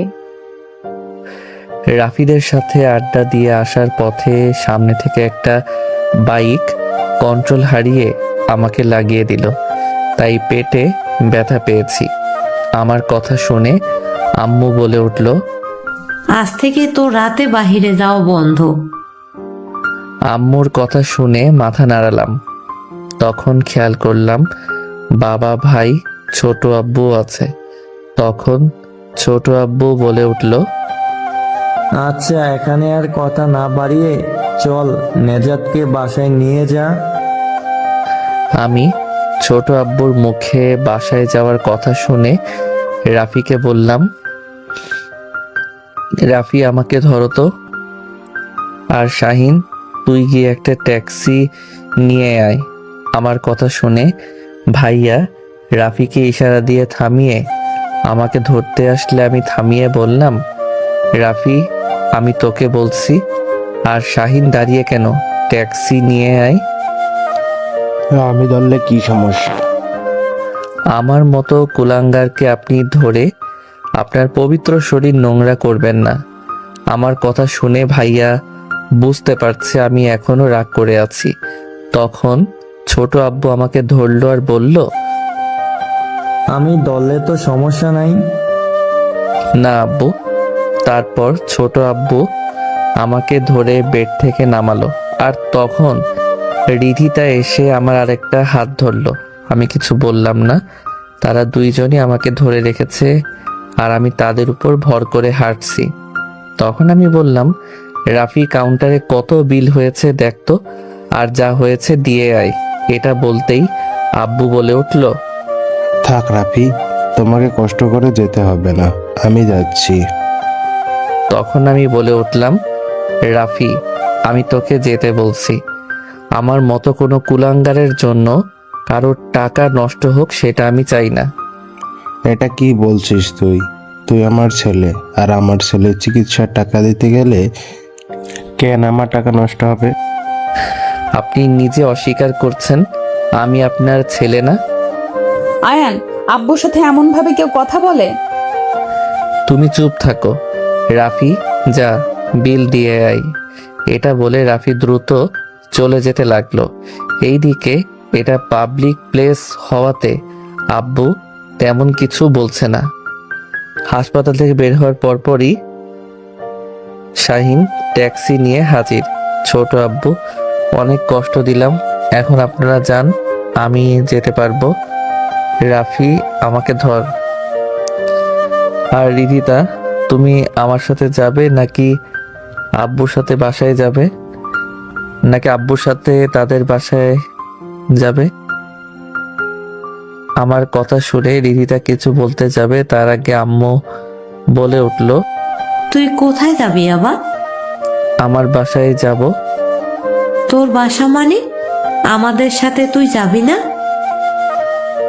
তোমাদের সাথে আমি কোথায় যাব? কেন আমাদের বাসায়? ওখানে আমার যাওয়ার কোনো অধিকার যোগ্যতা কিছু নেই, তাই ওখানে যাওয়ার কোনো প্রশ্ন আসে না। দেখ, আমি বেশি কথা বলতে পছন্দ করছি না। তুই যদি আমাদের সাথে না যাস তাহলে আমি ওই বাসায় যাব না, বাহিরে থাকবো। আম্মুর কথা শুনে রিধিতা বলল, আমিও যাব না, এখানে থাকবো। আমিও যাব না। সবার কথা শুনে মনে হচ্ছে সবাই আমাকে ইমোশনাল ব্ল্যাকমেইল করছে। থাক থাক, আর ইমোশনাল করতে হবে না, আমি যাব। আমার কথা শুনে সবাই খুশি হয়ে গেল। তারপর রাফি রিধিতা ধরে আমাকে আমাদের গাড়িতে তোলে। তখন আমি রাফিকে বললাম, রাফি, শাহিন, তোদের সাথে কথা আছে, তোরা ট্যাক্সি করে আয়। ওকে, আসতেছি। এরপর রাফি, শাহিন ট্যাক্সিতে উঠে পড়ল। এইদিকে আমরা গাড়িতে উঠে পড়লাম। গাড়ি তার আপন গতিতে চলতে লাগলো। অন্যদিকে কিরে, কাজ কি হলো? তবে বেশি ক্ষতি মনে হয় হয়নি, দেখলাম হাসপাতাল থেকে নিয়ে গেল। ওকে, ঠিক আছে। শালাকে একেবারে মারলে চলবে না, তিলে তিলে মারতে হবে। এটা বলে কলটা কেটে দিল। প্রায় ঘন্টাখানেক পর আমরা বাসায় এসে পৌঁছালাম। তারপর আমাকে ধরাধরি করে আমাকে রুমে নিয়ে আসতেই আব্বু ভাই রুমে প্রবেশ করতে গেলে ছোট আব্বু বলল, ভাইয়া এখন থাক, কাল বা পরে এই বিষয়ে কথা বললে ভালো হবে। ছোট আব্বুর কথা শুনে আব্বু কিছু না বলে রুমে চলে গেল। এইদিকে আম্মু আমার মাথায় হাত বুলিয়ে দিচ্ছে, আর রিধিতা বলল, আম্মু তুমি থাকো, আমি নিজেদের জন্য খাবার নিয়ে আসছি। ওষুধ খাওয়াতে হবে তো। আচ্ছা যা। তারপর রিধিতার রুম থেকে চলে গেল। আর আমি রিধিতার যাওয়ার দিকে তাকিয়ে মনে মনে হাসতে লাগলাম আর বলছি, পাগলিটা নাকি আমাকে ভালোবাসে না। যদি আমাকে ভালোই না বাসে তাহলে আমার জন্য এত টান দেখাতো না। মাত্র কয়েক ঘন্টার ভিতরে কান্না করে চেহারার বেহাল অবস্থা করে নিয়েছে। এইদিকে আমাকে এমন হাসতে দেখে আম্মু বলল, কিরে বাপ, এমন হাসিস কেন? আমি একটু হাসি দিয়ে বললাম, আম্মু, এই যে তোমার বৌমা আমাকে নাকি দেখতে পারে না, সে নিজের মুখে বলছে, আর আজ দেখো আমার কিছু একটা হওয়াতে কত অস্থির হয়ে গিয়েছে।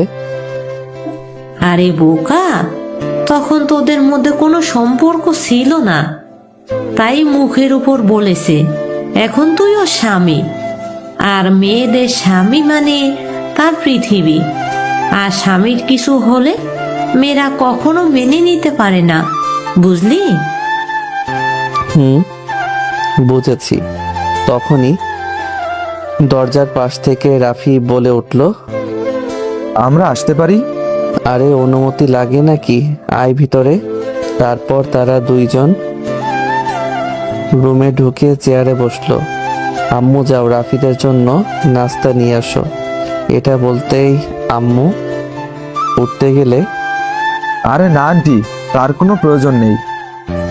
আম্মু ওদের কথা শুনবে না, ওদের জন্য নাস্তা আনো আর রিধিতাকে বলো খাবার তৈরি করতে, আজ ওরা আমাদের বাসায় খাবে। এটা বলতেই আম্মু চলে গেল। দোস্ত, একটু বেশি হয়ে গেল না? আমরা না হয় আরেকদিন খাবো বাসায়। চুপচাপ বসে থাক। রাফি, তুই গিয়ে দরজাটা লাগিয়ে দে। আমার কথা মতো রাফি দরজা লাগিয়ে দিল। দোস্ত, এখন বল, তোকে কারা মারতে চেয়েছে? জানি না ভাই, তোদের থেকে বিদায় নিয়ে রাস্তার পাশে রিক্সার জন্য দাঁড়াতেই হঠাৎ করে একটা বাইক একদম আমার পাশ দিয়ে গেল। আর আমি তাদেরকে গালি দিতেই খেয়াল করলাম আমাকে আঘাত করা হয়েছে। আর আমি আচমকা রক্ত দেখে ভয়ে অজ্ঞান হয়ে গেলাম। কিন্তু আমি হাসপাতালে কেমনে? আমরা আড্ডায় বসেছিলাম, এমন সময় তোর চিৎকার শুনে দৌড়ে তোর কাছে আসতেই দেখি তুই রক্তাক্ত অচেতন অবস্থায় পড়ে আছিস। আমরা তেমন কিছু না ভেবে তোকে নিয়ে হাসপাতালে আসলাম। আচ্ছা ভাই, তোর কি বাইক নাম্বার মনে আছে? না, এত কিছু খেয়াল করিনি। বুঝলাম না, তোকে মারার চেষ্টা আবার কে করলো? সব বের হবে, তবে আমি সুস্থ হয়ে নেই। ওকে শুধু কাছে পাই, তারপর দুনিয়া দেখা বন্ধ করে দিব শালার। রাফির কথা শুনে কিছু বলতে যাব, তার আগে দরজা ধাক্কানোর আওয়াজ পেলাম। রাফি গিয়ে দরজা খুলে দিতেই দেখলো নাস্তা নিয়ে ভাবি হাজির। ভাবি নাস্তা ভিতরে নিয়ে আসলো। তারপর তারা দুইজন নাস্তা করে নিল। একটু পর আম্মু এসে তাদের দুইজনকে খাবার খেতে বলল। না না আন্টি, আজ না অন্য কোনো দিন। চুপচাপ গিয়ে খাবার খা। আমি আর কোনো কথা শুনতে চাই না। আমার এক কথাতে রাফি শাহিন চুপ হয়ে গেল। তারপর তারা গিয়ে খাবার খেতে বসলো। এই দিকে রিধিতা আমার জন্য রুমে খাবার নিয়ে আসলো। রিধিতা খাবার টেবিলে রেখে হাত ধুয়ে নিল। তখন আমি বললাম, আমার হাতটাও ধুয়ে দাও। কেন? তোর হাত ধুয়ে কেন দিব? আমি খাবার খাবো না। কেন? আমার কি হাত নেই? আমার হাতে খেতে তোর কোনো সমস্যা? রিদিতার এই কথা শুনে মনে মনে বেশ খুশি হলাম। তারপরেও বললাম, না সমস্যা নাই, তবে তুমি তো আমাকে পছন্দ করো না, স্বামী হিসেবে মানো না, তাহলে খাওয়াবে কেন? তোর কথা শুনে আমার কি করতে ইচ্ছে করছে জানিস? না বললে কেমনে জানবো শুনি? আমার মন চাইছে তোকে গলা টিপে মেরে ফেলি, কিন্তু তোর এই অবস্থা দেখে আমার করুণা হচ্ছে। তাহলে তো চুপ, একদম চুপ। চুপচাপ খাইয়ে দিচ্ছি, খেয়ে নে। সারাদিন বাচালের মতো বকর বকর করবে। আমার মুখ আমি করব, তাতে তোমার কি? ওটা সময় হলে বুঝবি, এখন হা কর। তারপর আমি হা করতেই রিদিতা আমাকে খাইয়ে দিচ্ছে। খাবার এক পর্যায়ে মুখ ফুসকে বলে বসলাম, আপু তুমি খাবার খেয়েছো? বিশ্বাস করেন, এই কথা বলতেই রিদিতার রিয়াকশন দেখে অবাক হলাম। দেখলাম বউ আমার রাগে চোখ লাল করে ফেলেছে, দাঁত কটমট করছে, আর শক্ত কণ্ঠে বলল, বেঁচে গেছিস অসুস্থ থাকাতে, না হলে যে মুখ দিয়ে আপু বলছিস সেই মুখ ভেঙে বসিয়ে রাখতাম। রিদিতার কথা শুনে তাড়াতাড়ি দুই হাত গালে দিয়ে দিলাম। আমার এমন কাণ্ড দেখে রিদিতা একটা হাসি দিল। আমিও তার দিকে তাকিয়ে দাঁত কেলিয়ে হাসি দিলাম। হা কর।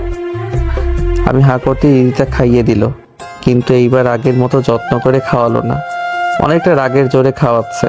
এটা বুঝে মনে মনে বললাম, ভাগ্য ভালো অসুস্থ ছিলাম, না হলে এই ডাইনি যেমন ভাবে রেগে আছে মনে হয় সুস্থ থাকলে অসুস্থ করে দিত। তারপর রিদিতা আমাকে খাইয়ে দিবে মুখ মুছিয়ে দিয়ে প্লেট নিয়ে চলে গেল। আর তখনই রাফি শাহিন আসলো। দোস্ত তোরা ভালো করে খেয়েছিস তো? খেয়েছি। আচ্ছা দোস্ত, আমরা তাহলে আসি, ভালো থাকিস। আচ্ছা সাবধানে বাসায় যাবি কেমন? তারপর তারা দুইজন আমার থেকে বিদায় নিয়ে আম্মুর থেকে বিদায় নিয়ে চলে গেল। এই দিকে এমপির মেয়ে তানিয়া তার রুমে শুয়ে আছে, পাশে আছে তার আম্মু। তোকে এতবার বলি গাড়ি নিয়ে চলাফেরা করতে, কিন্তু করিস না। যদি গাড়ি নিয়ে চলাফেরা করতি তাহলে আজকে এই দিনটা দেখতে হতো না। মা, যেটা হয়েছে ভালো হয়েছে। যদি এমনটা না হতো তাহলে আজকে তো কোলে উঠতে পারতাম না। কি বিড়বিড় করছিস বলতো আমায়? তেমন কিছু না, তুমি এখন রুমে যাও, আমি ঠিক আছি। না, তোকে রেখে রুমে যেতে পারবো না। তোমাকে যেতে বলছি, মানে যাও। কিছু লাগলে বা দরকার হলে ফোন দিবি। তারপর তার মা চলে গেল। তখনই তানিয়ার ফোনটা বেজে উঠল। বল, কি আপডেট আছে? কি শোনা বাজে খবর? তা আয়ন ঠিক আছে তো? তাড়াতাড়ি খোঁজ লাগা, কারা আমার কলিজার গায়ে হাত দিল। তোদের কত বড় সাহস আমিও দেখি। এটা বলে ফোন কেটে দিল। তানিয়া রাগে বলতে লাগলো, তুই যেই হোস না কেন অনেক বড় ভুল করেছিস আমার কলিজায় হাত দিয়ে। যে হাত দিয়ে আয়নকে ছুঁয়েছিস সে হাত আমি কেটে ফেলবো। এদিকে রিদিতার কিছুক্ষণ পর রুমে এসে ওষুধ হাতে নিয়ে বলল, নাও, এগুলো খেয়ে নাও। আমি ওষুধ নিয়ে খেয়ে ফেললাম। এটা বলে রিদিতা ওয়াশরুমে চলে গেল। এইদিকে আমি ক্লান্ত থাকাতে চোখ বন্ধ করে রাখলাম, তবে ঘুমাইনি। রিদিতা ফ্রেশ হয়ে বিছানার দিকে তাকিয়ে দেখে আমি ঘুমিয়ে আছি। আহা, এমন নিষ্পাপ হয়ে ঘুমাচ্ছি যেন মহারাজা কিছুই জানে না, বোঝে না। এই বাদরের চেহারা দেখলে আমার বুঝতে সমস্যা হয় যে এই ভালা ভোলা গুলুমুলু দেখতে মানুষটা আমাকে বিয়ে করতে পুরো পরিবারের বিরুদ্ধে চলে গেল। আমি বুঝি না এই ফাজিলটা আমার মধ্যে কি এমন দেখলো যে আমাকে এতটা ভালোবাসে। আমার দিকে তাকিয়ে এইসব কথা মনে মনে বলতে বলতে আমার কাছে আসলো।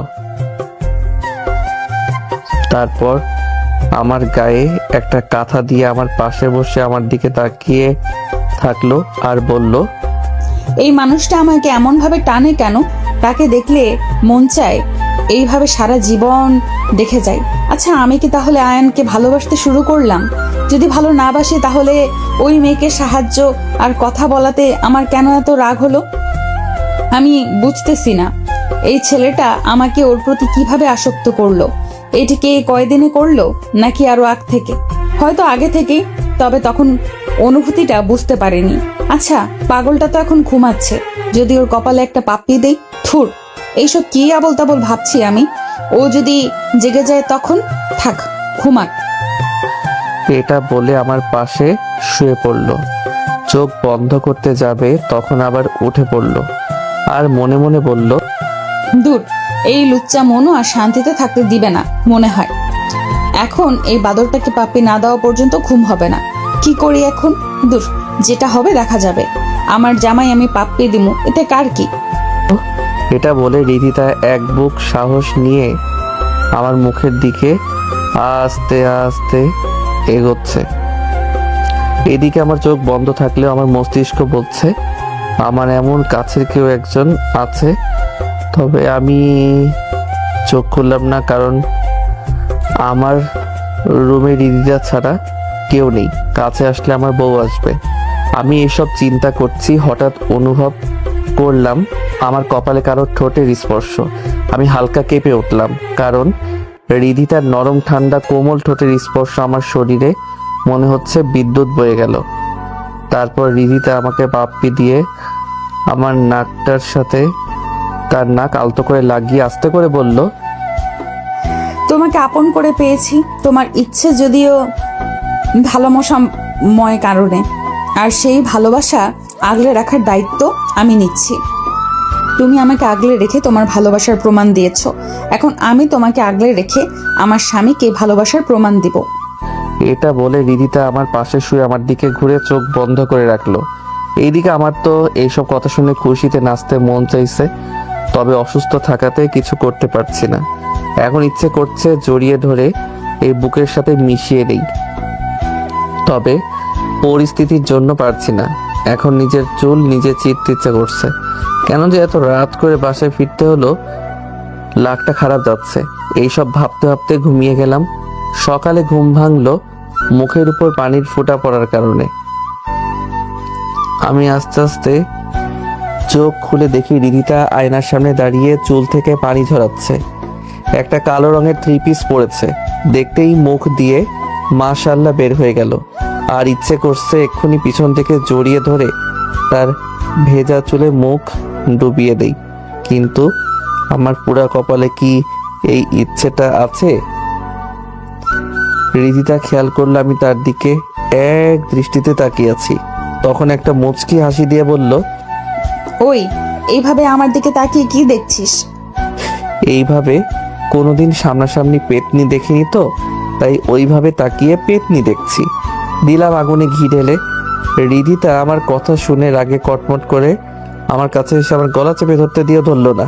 আল্লাহ বাঁচাইছে যে এইভাবে পেতনিটা আসলো না। মনে তো করেছিলাম আজকে শেষ দিন।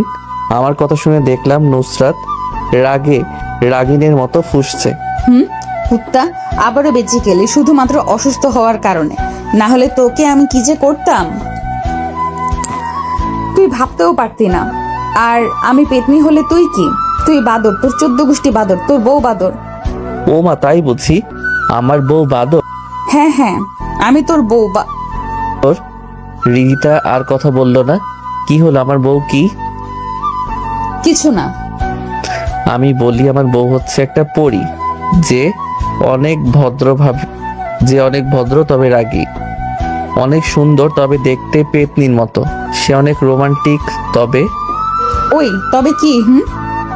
ওটা পরে জানলেও চলবে। এখন ক্ষুধা লাগছে, নাস্তা নিয়ে আসো। যাচ্ছি। আমার সাথে ফাজলামি করছো না, ভালো হও, তারপর দেখাবো মজা। এটা বলে রিদিতা চলে গেল। একটু পর নাস্তা নিয়ে বিছানার পাশে টেবিলে রাখলো। আমি ফ্রেশ হব, আমাকে একটু ধরে ওয়াশরুমে নিয়ে যাও। আচ্ছা, তাহলে তোমাকে বিছানায় বসাই। এটা বলে রিদিতা আমাকে বিছানায় ধরে বসালো। তুমি এখানে বসো, আমি ফ্রেশ হওয়ার জন্য সব জিনিস আনছি। এটা বলে আমার ব্রাশ আর টুথপেস্ট আনতে গেল। যখনই আমার ব্রাশ হাতে নিল তখন তার মাথায় একটা শয়তানি বুদ্ধি আসলো। তারপর একটা মুচকি হাসি দিয়ে বলল, চান্দু, আমাকে পেতনি বলা তাই না? এইবার দেখো এই পেতনি কি করে। এইদিকে আমি দেখছি রিদিতা পিছনে হাত রেখে আমার দিকে আসছে। কাছে আসতেই, পিছনে কি? তোমার ব্রাশ। তো ওটা পিছনে রাখলা কেন? দাও আমি ব্রাশ করি। না, আমি তোমাকে ব্রাশ করিয়ে দিব, তবে চোখ বন্ধ করে রাখতে হবে, আর আমি যতক্ষণ বলবো না ততক্ষণ তুমি চোখ খুলতে পারবে না। এইদিকে আমি তো মহা খুশি, আমার বউ এত আদর করে বলছে আমাকে তার নিজের হাতে ব্রাশ করিয়ে দিবে, তাহলে আমি কি করে না করতে পারি? তাই আমি সাথে সাথে চোখ বন্ধ করে বললাম, দাও ব্রাশ করিয়ে দাও। তারপর রিদিতা একটা শয়তানি হাসি দিয়ে আমাকে সুন্দরভাবে ব্রাশ করিয়ে দিয়ে বলল, এই যে মহারাজা, এইবার মুখ খুলতে পারেন। আর আমি মুখ খুলে যেটা দেখলাম ওটা দেখার জন্য আমি মোটেও প্রস্তুত ছিলাম না। এই জন্য বলে নারী ছলনা বড় ছলনা। শালি থুকু বউ আমার আদর করে কথা বলে বাস দিয়ে দিল। আমি চোখ খুলতেই দেখলাম। কেমন হয়েছে কমেন্ট করে জানাবেন। আর আমি মুখ খুলে যেটা দেখলাম ওটা দেখার জন্য আমি মোটেও প্রস্তুত ছিলাম না। এই জন্য বলে নারীর ছলনা বড় ছলনা।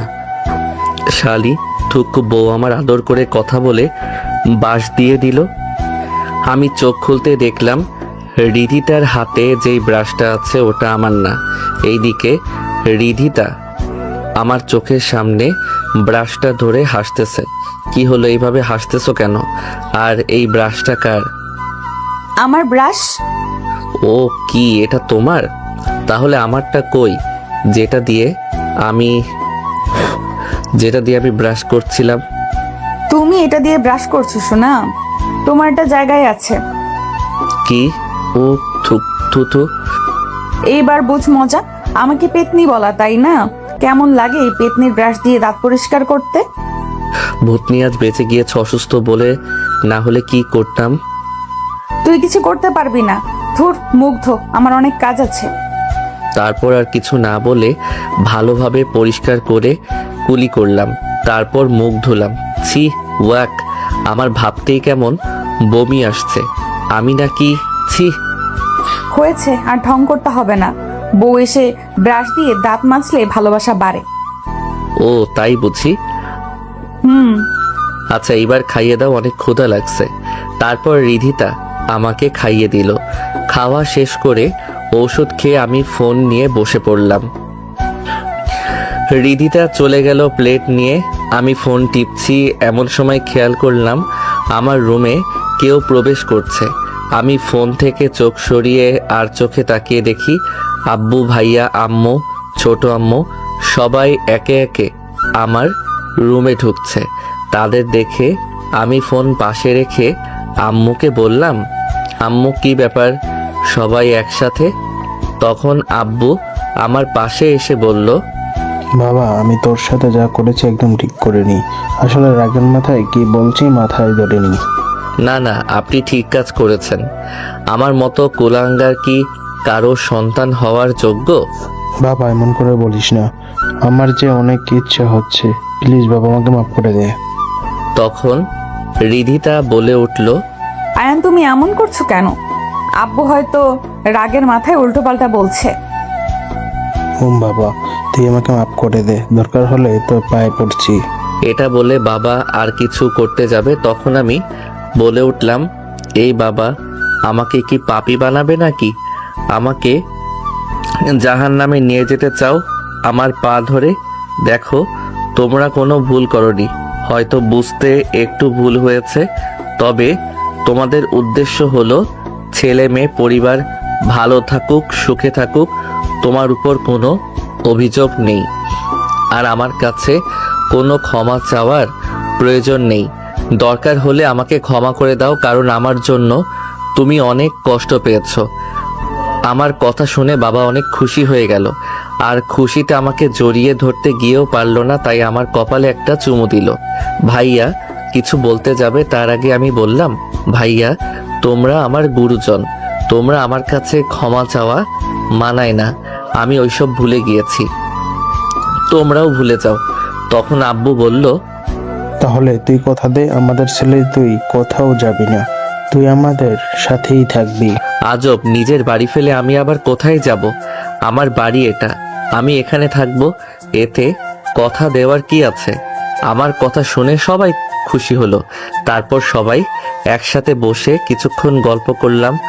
গল্প শেষ হতে আব্বু, ছোট আব্বু, ভাইয়া অফিসে চলে গেল, আর রিদিতার আম্মু ভাবি সবাই মিলে রান্নাঘরে কাজ করছে। এইদিকে আমি বেচারা একা একা বসে ফোন টিপছি। রাকিবও স্কুলে গিয়েছে, তা না হলে ওর সাথে সময় কাটতো। আমি ফোন টিপছি এমন সময় রাফি কল দিল। রাফি বলো। দোস্ত, তোকে যে বাইকে করে মারার চেষ্টা করছিল সেই বাইকের নাম্বার সিসিটিভি থেকে নিয়েছি। কিন্তু কিভাবে? তুই যেখানে দাঁড়িয়েছিলি পিছনের দোকানে একটা সিসি ক্যামেরা ছিল। ও আচ্ছা, তোরা নাম্বারটা রেখে দে, এখন কিছু করার দরকার নেই, আমি ভালো হয় তারপর দেখছি। তোরা এখন আমাদের কাজের দিকে মন দে, তাড়াতাড়ি ওই খানকে ধরতে হবে। তুই ঠিক বলছিস। তারপর ফোন কেটে আবার ফোন টিপতে লাগলাম। এইভাবে চলে গেল 15 দিন। এখন আমি মোটামুটি সুস্থ। এত তাড়াতাড়ি সুস্থ হওয়ার পিছনে আমার সিনিয়র বউয়ের অবদান কম নয়। সারাদিন আমার সাথে ফাইজলামি আর ঝগড়া করলেও আমার খেয়াল ভালো রেখেছে। অনেক দিন হলো কলেজে যাওয়া হয় না, যেহেতু সুস্থ হয়েছি তাই কলেজে যাওয়ার জন্য রেডি হলাম। তখনই রুমে রিধিতা হাজির, আমার দিকে তাকিয়ে বলল, কোথায় যাওয়া হচ্ছে এমন সেজেগুজে? কলেজে যাচ্ছি, অনেক দিন যাইনি তো তাই।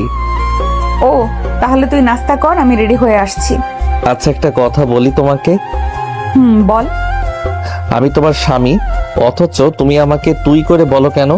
সুন্দর করে ডাকলে তো পারো, তাই না?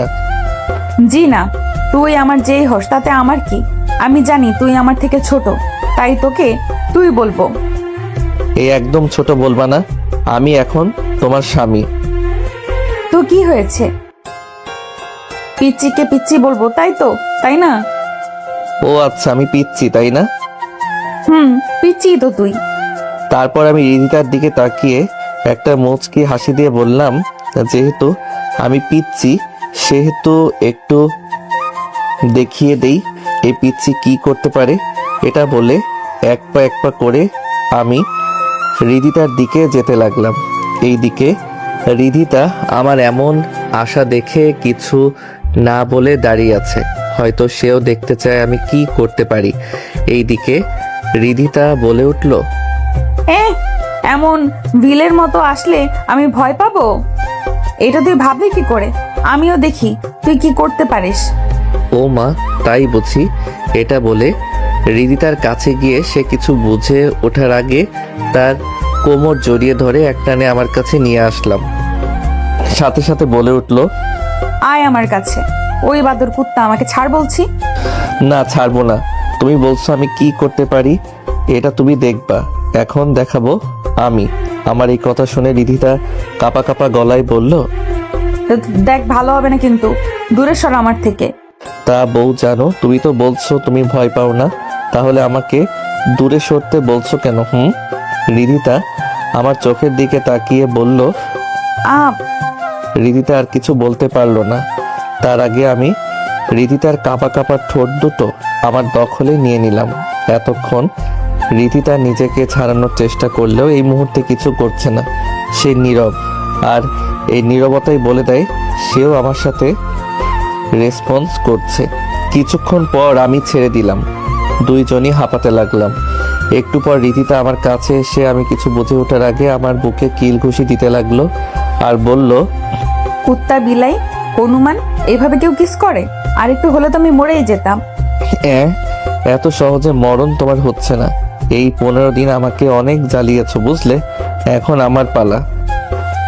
আর আমি মনে হয় বসে বসে দেখবো, আমি দেখবো তুই আমাকে কেমন করে বিরক্ত করিস। আচ্ছা দেখিও শোনা। এটা বলে আমি মুখ মুছে রুমের বাহিরে চলে গেলাম। অন্যদিকে রিদিতা আমার যাওয়ার দিকে তাকিয়ে একটা মুচকি হাসি দিল, তারপর ফ্রেশ হতে চলে গেল। এইদিকে আমি নাস্তা শেষ করে বসে আছি রিদিতার জন্য। একটু পর বের হলো, আর রিদিতাকে দেখে আমি ছাড়া সবাই অবাক, কারণ বোরকা পরে রুম থেকে বের হয়েছে। রিধি, এইভাবে বোরকা পরলি কোথাও যাবি নাকি? আম্মু, কলেজে যাব। আয়ান, যা, বৌমাকে নিয়ে যা, আর দেখে রাখবি কেমন? ওকে দেখে রাখতে আমি যাচ্ছি। এটা বলে জিভে কামড় দিল। এদিকে সবাই তো মুচকি মুচকি হাসতেছে, আর আমি লজ্জায় রিদিতাকে বললাম, হয়েছে, এখানে ইন্টারভিউ না দিয়ে চলো, লেট হচ্ছে কলেজের। তারপর রিদিতাকে সাথে নিয়ে গেটের সাথে দাঁড়িয়ে আছি, তখনই রিদিতা বলে উঠল, এখানে দাঁড়িয়ে আছি কেন? কেন আবার? রিক্সার জন্য। ও। তারপর একটা রিক্সা ডাক দিতেই রিক্সা হাজির। তারপর আমরা রিক্সাতে উঠে গেলাম। রিক্সা চলতে শুরু করলো, তখন আমি খেয়াল করলাম রিদিতা আমার দিকে তাকিয়ে কি জানি ভাবছে। তাই আমি বললাম, এইভাবে তাকিয়ে কি ভাবছো? রিদিতা কিছু না বলে আমার মাথার চুল এলোমেলো করে দিয়ে বলল, ভাবছি তোর চুল এলোমেলো করলে কেমন লাগে। তা কেমন লাগে? এখন সুন্দর লাগছে। রিদিতার কথা শুনে ফোন বের করে ক্যামেরা অন করে দেখি আমাকে পুরো গাঁজাখোরের মতো লাগে। তোমার চোখে ডাক্তার দেখাও, কি বাজে দেখাচ্ছে, আর তুমি বলছো সুন্দর। এটা বলে চুল ঠিক করতে গেলে রিদিতা আমার কাছ থেকে ফোন কেড়ে নিয়ে বলল, একদম চুলে হাত দিবি না, যেমন আছে তেমনই ঠিক আছে। আর এই ক্যামেরার সমস্যা, আমি তো দেখছি তোকে ভালোই দেখাচ্ছে। কিন্তু কোনো কিন্তু না, যেটা বলছি ওটা শুনতে হবে। আমি আর কিছু না বলে চুপচাপ হয়ে গেলাম। কিছুক্ষণ পর কলেজে আসতেই আমরা দুইজন নেমে পড়লাম। তারপর ভাড়া মিটিয়ে কলেজে ঢুকতে লাগলাম। গেট দিয়ে ঢুকতে যারা আমাকে চিনে তারা আমাদের দিকে কেমন করে তাকিয়ে আছে, সেই দিকে আমার তেমন মনোযোগ নেই। আমি আর রিদিতা হাঁটতে লাগলাম। অন্যদিকে তানিয়া একটা জায়গায় বসে ফোন টিপছিল। তখন তার চোখ গেটের দিকে যায়, দেখে আমি একটা মেয়ের সাথে কথা বলতে বলতে হাঁটতেছি। এটা দেখে তানিয়ার রাগে চোখ মুখ লাল করে ফেললো। তানিয়ার ইচ্ছে করছিল আমার সাথে যে মেয়েটা আছে তাকে মেরে একদম গুম করে ফেলতে। অন্যদিকে আমি রিদিতার সাথে হাঁটছিলাম। তখন রিদিতা বলল, এই অনেকদিন হলো ক্যাম্পাসে ঘুরি না, চলো আজকে ক্যাম্পাসে ঘোরাঘুরি করি, কেমন? চলো। তারপর আমরা দুইজন একসাথে হাঁটছিলাম। হঠাৎ একটা মেয়ে আমাদের সামনে এসে বলল, না, এমন কিছু আর সহ্য করতে পারছি না। আমার সামনে আমার ভালোবাসার মানুষ এভাবে ঘুরবে অন্য মেয়ে নিয়ে, এটা আমি মানবো না। আমাকে কিছু একটা করতেই হবে। হাই আয়ান, কেমন আছো? আমি মেয়েটাকে প্রথমে দেখে চিনতে না পারলেও পরে চিনলাম যে এই মেয়েটা আমাদের রিক্সার সাথে অ্যাক্সিডেন্ট করা মেয়েটা। আমাকে চুপ থাকতে দেখে তানিয়া বলে উঠল, আমাকে চিনতে পারোনি? আমি তানিয়া, ওই যে আমাকে হাসপাতালে নিয়ে গিয়েছিলে, আমি সেই মেয়ে। ও, এইবার চিনলাম। তা কেমন আছেন? জি ভালো, তুমি কেমন আছো? এইদিকে রিধিতা এইসব দেখে ভিতরে ভিতরে রাগলেও কিছু বলতে পারছে না। জি আলহামদুলিল্লাহ। তা এই আপুটা কি সেই আপুটা? আই মিন তোমার চাচাতো বোন না? আমি তানিয়ার কথা শুনে রিদিতার দিকে তাকালাম। এইদিকে রিদিতা মনে মনে কুত্তা, এবার কি বলবি শুধু বল। বলল। আমি রিদিতার দিকে তাকিয়ে একটা হাসি দিয়ে বললাম, এটা আমার চাচাতো বোন। এই কথা বলতেই দেখলাম রিদিতা রেগে গেল। তার চোখ দেখলে বোঝা যাচ্ছে সে কি পরিমাণ রেগে আছে। এটা দেখে আমি মনে মনে বললাম, এইবার ঠেলা সামলাও। সেই দিন তো বলেছিলে বাহিরের কেউ যাতে আমাদের সম্পর্ক না জানুক, এখন কেন এত রাগ দেখাচ্ছ? এইদিকে তানিয়াও বুঝতে পারছে রিদিতা রেগে গিয়েছে। তা আপু, আপনার নাম কি? রিদিতা, ওর নাম রিদিতা, আমাদের 2 ইয়ার সিনিয়র, বুঝলে? বুঝলাম। এদিকে রিদিতা এবার বলে উঠল, এই মেয়ে, তোমার কথা বলা হয়েছে? জি না, মানে হ্যাঁ আপু। তাহলে এবার যাও। কিন্তু আপু, আমার তো যেতে বলেছি না? রিদিতার কথা শুনে তানিয়া একটা মুচকি হাসি দিয়ে চলে গেল। এইদিকে রিদিতা আমাকে বলল, আমি তোর কি লাগে এবার বল। বউ লাগো, এতে কোনো সন্দেহ? তাহলে ওই মেয়ের সামনে বোন বললি কেন? এটা তোমার জন্য বলছি। মনে করো একদিন তুমি কি বলছো? কি বলছো আমাদের সম্পর্কের কথা কেউ যাতে না জানে, তাই এটা বলছি। আমার মুখে এই কথা শুনে রিদিতা দাঁত মুখ শক্ত করে চোখ বন্ধ করে রাখলো কিছুক্ষণ। হয়তো তার ভুলের কারণে এমনটা হয়েছে বলে রাগ কন্ট্রোল করছে।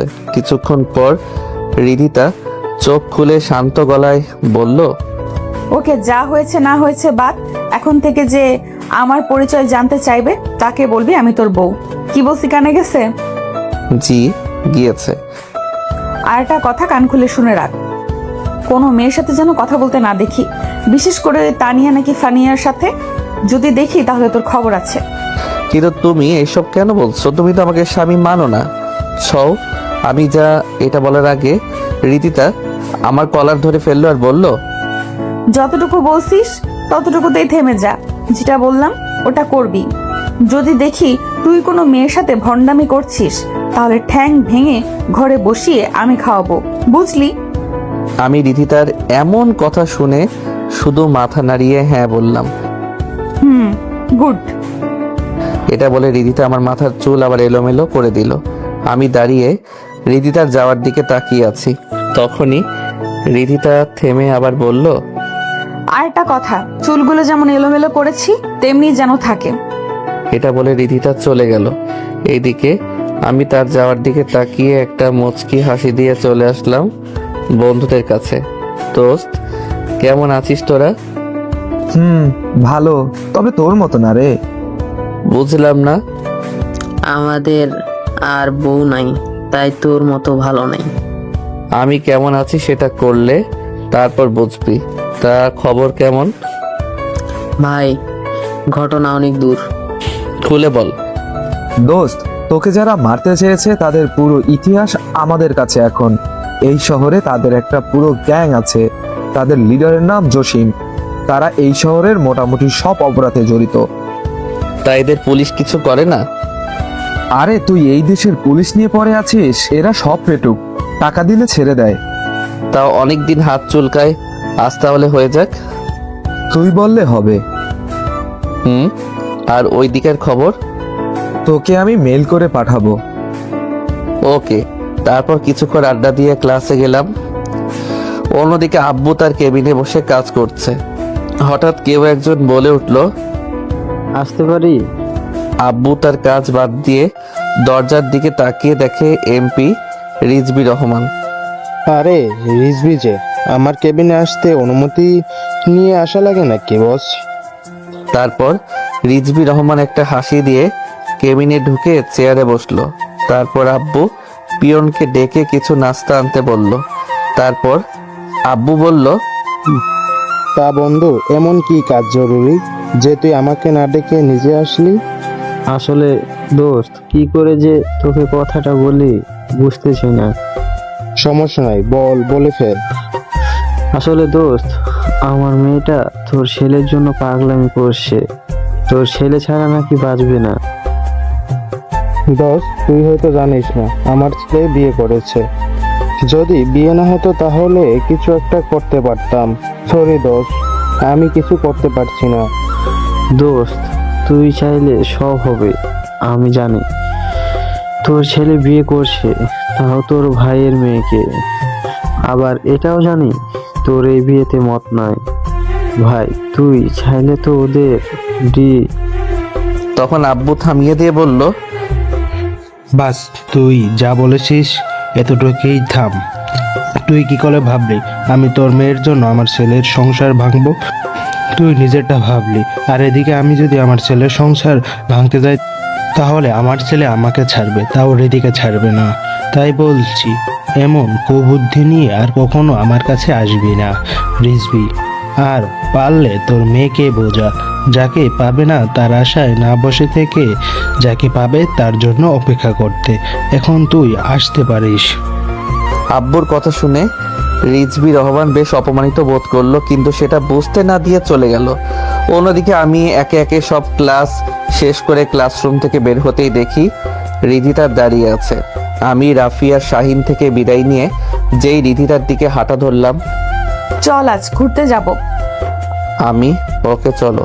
তারপর আমি আর রিধিতা হাঁটতে লাগলাম আর বললাম, আচ্ছা রিধিতা, আমি যদি তোমাকে কারোর কাছে আমার চাচাতো বোন বলে পরিচয় করিয়ে দেই তাহলে তোমার কেমন লাগবে? ওই, আমি তোর চাচাতো বোন, ওটা বিয়ের আগে ছিলাম, এখন বউ, বুঝলি? আর সবাইকে পরিচয় করিয়ে দিবি বউ বলে, নইলে তোর খবর আছে। ওকে, আমি তোমার কথা মানবো, তবে তোমার আমার কথা মানতে হবে। কি? তুমি আমাকে তুমি বলে ডাকতে হবে।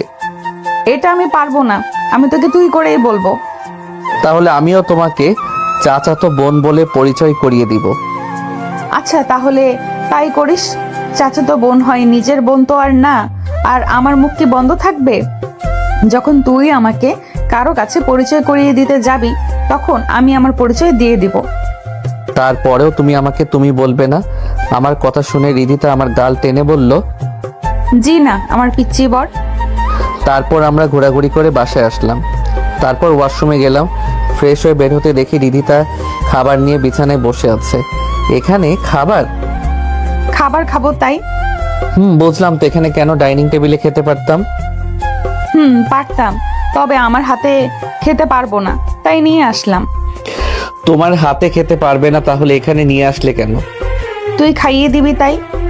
হ্যাঁ, আমার বই গিয়েছে তোমার মতো পেতনিকে খাইয়ে দিতে। কি বললি কুত্তা? আমি পেতনি? তাহলে বিয়ে করলি কেন? এটা বলে আমার কাছে এসে আমার চুলগুলো ধরে টানতে লাগলো। আহ, রিধিতা লাগছে, ছাড়ো। না, ছাড়বো না। পেতনিরা এইভাবে ধরে, আমি যদি পেতনি হই তাহলে এইভাবে চুল ধরে টানতে হবে তো। এই বলে চুল ধরে আরো জোরে মাথা একবার এই দিকে ঘোরাচ্ছে আরেকবার ওই দিকে ঘোরাচ্ছে। আহ সরি কলিজা বউ, আমার চুল ছাড়ো। তুমি পেতনি না, তুই মাশাআল্লাহ অনেক সুন্দর। তাহলে পেতনি বললি কেন? আমার ভুল হয়েছে, আর কখনো বলবো না। এইবার ছাড়ো না প্লিজ। কান ধরে বল রিদিতা, জানো আমার ভুল হয়েছে, আর পেতনি বলবো না। আমি রিধিতার কান ধরলাম। আমি আমার কান ধরতে বলিনি, তোর কান ধরতে বলেছি। ওই, আমার আর তোমার সেম। রিধিতা, জানো আমার ভুল হয়েছে, আমি আর ডাইনি থুকু ভূতনি দূর পেতনি ডাকবো না। প্লিজ ছাড়ো, না হলে টাকলা হয়ে যাব। মনে থাকে যেন। এটা বলে আমাকে ছেড়ে দিল। আমি ছাড়া পেতে যেন হাঁপ ছেড়ে বাঁচলাম। এইবার আমাকে খাইয়ে দে। তারপর আমি কিছু না বলে নিজে খাচ্ছি আর রিধিতাকে খাইয়ে দিচ্ছি। রিধিতা এমন ভাবে খাবার খাচ্ছে মনে হয় একটা বাচ্চা খাচ্ছে, আর অথচ কুতিটা আস্ত একটা ডাইনি। আর একটু হলে টাকলা বানিয়ে দিত। তারপর খাওয়া শেষ করে বাহিরে বের হলাম, বন্ধুদের সাথে আড্ডা দিয়ে ঘোরাঘুরি করে বাসায় আসলাম। বাসায় আসতেই রিধিতা বলতে লাগলো, এতক্ষণ কোথায় ছিলি? আকাশে ট্যুর দিচ্ছিলাম। আমার কাছে এসে বলল, একদম তারা কথা বলবি না বলে দিলাম। বাসায় ছিলাম না মানে বাসার বাহিরে ছিলাম। তা এটা প্রথমে না বলে? তুমি তেরা প্রশ্ন করলে আমি তেরা উত্তর দিব। তেরা কথা বললি কেন? দেখ, ঝগড়া করার চেষ্টা করবি না, তোর সাথে ঝগড়া করার ইচ্ছে আমার নেই। আর আমি যেন সেজে বসে আছি তোমার সাথে ঝগড়া করতে। মাথা গরম করবি না। তোমার মাথা কবে ঠান্ডা ছিল?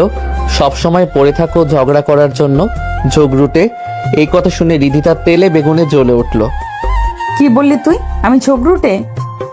এটা বলে আশেপাশে কি জানি খুঁজতে লাগলো। পরিস্থিতি ভালো না দেখে আস্তে আস্তে দরজার পাশে এসে দরজা খুলে দিলাম দৌড়। এই ডাইনির বিশ্বাস নাই, রাগ উঠলে মারি অবস্থার বেহাল করবে। আমাকে চলে যেতে দেখে বলল, তুই আজ রুমে আসবি না? আমার সাথে তোর দেখা হবে না? তখন দেখবো আমি এই রিদিতা কি জিনিস। এইদিকে আমি নিচে আসতে কোথা থেকে রাকিব আমার কোলে এসে বলল, ছোট আব্বু, তুমি এখন আমাকে আর ভালোবাসো না। তা আমার আব্বুটাকে এই কথা বললো কে? আমি বলছি আগে তুমি আমাকে ঘুরতে নিয়ে যেতে, আমার জন্য চকলেট আইসক্রিম নিয়ে আসতে। এখন তো তোমাকে দেখাই যায় না। ও মা, তাই বুঝছি। হুম। আচ্ছা চলো, এখন তোমাকে নিয়ে বাহিরে যাব আর তোমাকে আইসক্রিম কিনে দিব। সত্যি ছোট আব্বু? হুম। রাকিব এই কথা শুনে খুশি হয়ে আমার গালে একটা চুমু দিল। উম্মা, আমার বেশ ছোট আব্বু। আমিও রাকিবকে একটা চুমু দিলাম। তারপর রাকিবকে নিয়ে বাসার বাহিরে এসে একটা দোকান থেকে রাকিবকে আইসক্রিম কিনে দিলাম। তারপর রাস্তার পাশে রাকিবকে নিয়ে হাঁটতে লাগলাম। একটু দূরে আসতেই ফুচকাওয়ালা দেখতে পেলাম।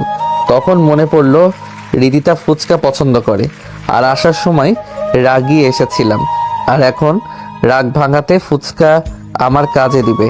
তাই ফুচকা নিয়ে বাসায় এসে রাকিবকে ভাবির কাছে দিয়ে রুমে আসলাম ভয়ে ভয়ে।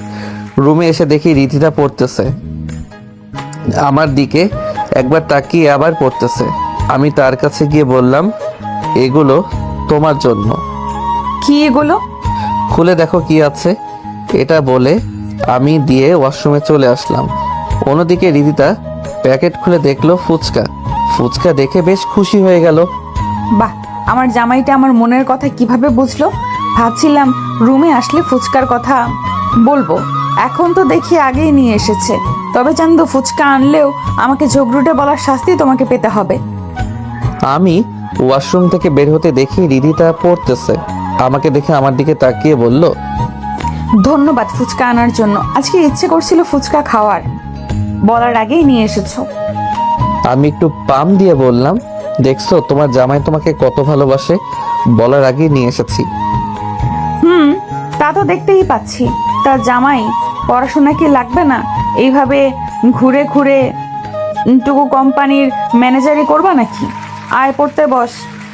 আমি ছোট বাচ্চা না যে আমাকে পড়ার জন্য বলতে হবে। বসতেছি, এটা বলে বই নিয়ে বিছানায় পড়তে বসলাম। এটা দেখে রিদিতা আমার দিকে রাগী দৃষ্টিতে তাকিয়ে বলল, ওখানে পড়তে বসলি কেন? আমার ইচ্ছে তাই ওখানে বসেছি, এখন পড়তে দাও। এখানে আসবি নাকি ওখানে আমি যাব? পারবো না, তুমি আসো এখানে। এটা বলে আমি পড়ায় মন দিলাম। এইদিকে রিদিতা আমার জবাব শুনে প্রথমে রাগী দৃষ্টিতে তাকালেও পরক্ষণেই একটা দুষ্টু হাসি দিয়ে পড়ার টেবিল থেকে উঠে বিছানায় এসে আমার কোলে মাথা রেখে শুয়ে পড়তে লাগলো। আমি এটা দেখে বললাম, এটা কি হলো? কি হবে আবার? আমি পড়তেছি। পড়ছো ভালো কথা, আমার কোলে মাথা রাখছো কেন? আর কোথাও কি জায়গায় নাই? না, নাই। এখন বেশি বিরক্ত না করে নিজে পড়, আমাকেও পড়তে দে। আর হ্যাঁ, এক হাত দিয়ে আমার মাথায় হাত বুলিয়ে দে তো। কি? আমি তোমার মাথায় হাত বুলিয়ে আর কিছু বলতে যাব, তখনই দেখলাম রিদিতা আমার দিকে রাগী দৃষ্টিতে তাকিয়ে আছে। হাত বুলিয়ে কি? না কিছু না, হাত বুলিয়ে দিচ্ছি, তুমি পড়ো। রিদিতা আমার গাল টেনে দিয়ে বলল, এই তো আমার পিচ্চি সোনা। তারপর আমি কিছু না বলে মাথায় হাত বুলাতে লাগলাম আর পড়তে লাগলাম। এইভাবে পড়তে পড়তে কখন যে ডিনারের সময় হয়েছে বুঝতে পারিনি। আজ জামাই আর আমি পড়ালেখা করি না বলেই এইভাবে রোমান্টিক ভাবে পড়তে পারি না। আমরা পড়তেছিলাম, হঠাৎ এমন কথা শুনতেই দুইজনে চমকে উঠলাম। আর দরজায় ভাবিকে দেখতেই আমরা নিজেরা ঠিক হয়ে বসলাম। ভাবি, তুমি এখানে? না, আসলে তেমন সিন দেখতেই পেতাম না। ভাবির কথা শুনে দুইজন লজ্জায় পড়ে গেলাম। তারপর ভাবি বলল, থাক, লজ্জা পেতে হবে না, খাবার খেতে আসো, সবাই অপেক্ষা করছি। এটা বলে ভাবি চলে গেল। খাবার খাওয়া শেষে রিদিতা সবার জন্য শরবত বানালো। আমিও বউয়ের হাতে তাই খেয়ে নিলাম, কিন্তু আমারটা ছিল মরিচের। সম্ভবত বুঝতে পারলাম পেতনি বলার শোধ উঠালো। তাই আমি আর দেরি না করে রুমের দিকে আসলাম। এটা দেখে আমার সিনিয়র বউ ভাবতে লাগলো, কি ব্যাপার, ও এখনো রিয়াকশন দেখালো না কেন? এটা বলে আমার পিছন পিছন রুমে চলে গেল। এইদিকে আমি রুমে এসে ছটপট করতে লাগলাম। টেবিলের উপর জগ ভর্তি সব পানি খেয়ে ফেলেছি, তারপরেও ঝাল কমছে না। রিদিতা দরজার পাশে এসে আমাকে এমন করতে দেখে হাসবে নাকি আমার ঝাল কমানোর জন্য কিছু আনবে বুঝতে পারছে না। ইস, বেচারার সাথে এমন করা উচিত হয়নি। গুঁড়ামরিচ দিয়েছি এটা ঠিক ছিল, কিন্তু কাঁচামরিচ বাটা দেওয়া ঠিক হয়নি। বেচারা ঝাল তো সহ্য করতে পারে না। আমাকে তার দিকে তাকিয়ে থাকতে দেখে বলে উঠল, এখন বুঝতে পারছিস তো আমাকে ঝগড়ুটে বলার পরিণাম কি হয়? বুঝ ঠেলা। ঝাল যখন তুমি দিছো কমাবেও তুমি।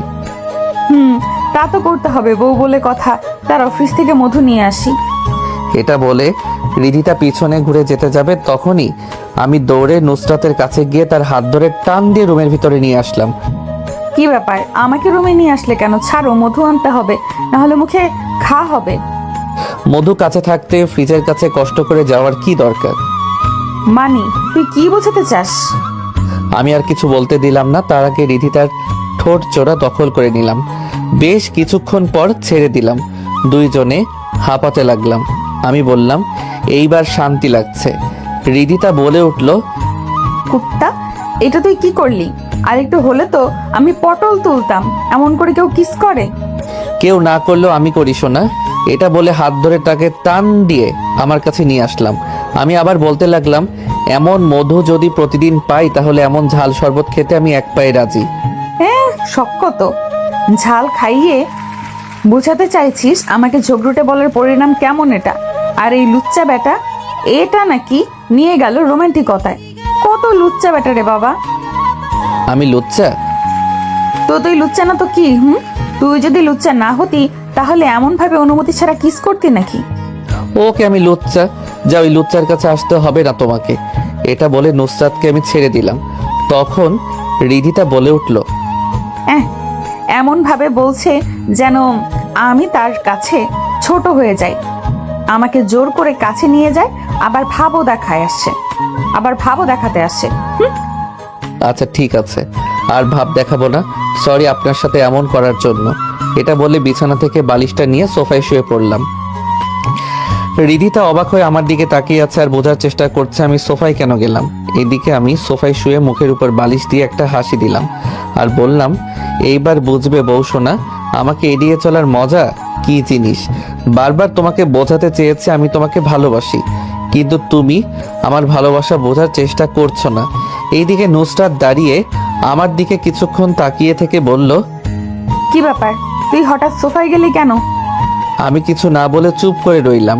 এইদিকে আমার চুপ থাকা দেখে রিদিতা কিছুটা রেগে গেল আর একটু চিৎকার দিয়ে বলল, কি রে, আমার কথা শুনতে পাচ্ছিস না? কানে যায় না আমার কথা? সোফায় গেলি কেন? আমি একটু অভিমানী স্বরে বললাম, আমার মতো লুচ্চা যদি কারোর সাথে বিছানা শেয়ার করে তাহলে তার জন্য বিপদ, আর আমি চাই না কেউ আমার জন্য বিপদে পড়ুক। দেখ, মেয়েদের মতো কথায় কথায় রাগ করবি না। ভালোই ভালোই বিছানায় আয় বলছি। সরি, বিছানায় আমি যেতে পারবো না, আমি এখানে ভালো আছি। রিদিতা আমার কথা শুনে মনে মনে বলল, এই কয়দিন ধরে তো তোকে জড়িয়ে ধরে ঘুমানোর আমার অভ্যাস হয়ে গেছে।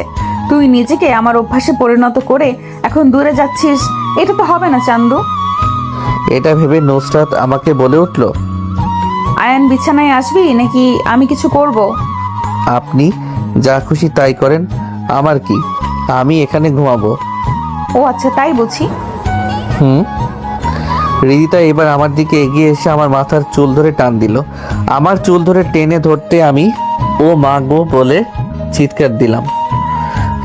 এইসব কি করছো? ছাড়ো আমাকে, ব্যথা পাচ্ছি তো। তো আদর পেতে চুল টেনে ধরছিস নাকি? প্লিজ বউ, আমার চুল ছাড়ো। এতক্ষণ ধরে তাড়ামি করছিস কেন? এখন কেন প্লিজ প্লিজ করছিস? সরি বউ, আর এমন তেরামি জীবনেও করবো না, প্লিজ ছাড়ো। আর একটু টানলে চুল একটাও মাথায় পাবো না। ছাড়বো, তবে একটা শর্তে। কি শর্ত? আমি সব রাজি, তারপরে ছেড়ে দাও। শর্ত হলো তুই এখনো বিছানায় ঘুমাবি, তাও আমাকে জড়িয়ে ধরে। আমি রাজি, এখন ছাড়ো প্লিজ প্লিজ। এইবার রিদিতা আমার চুল ছেড়ে দিল। ছাড়তে আমি যেন হাফ ছেড়ে বাঁচলাম। কি জল্লাদকে বিয়ে করলাম বাবা। রাগ করেছি, রোমান্টিক ভাবে রাগ ভাঙাবে, তা না করে শাস্তি দিয়ে রাগ ভাঙাচ্ছে। মনে মনে বললাম, এখন মনে মনে আমাকে গালি না দিয়ে বিছানায় যা বালিশ নিয়ে। আমি আর কিছু না বলে বালিশ নিয়ে বিছানায় গেলাম।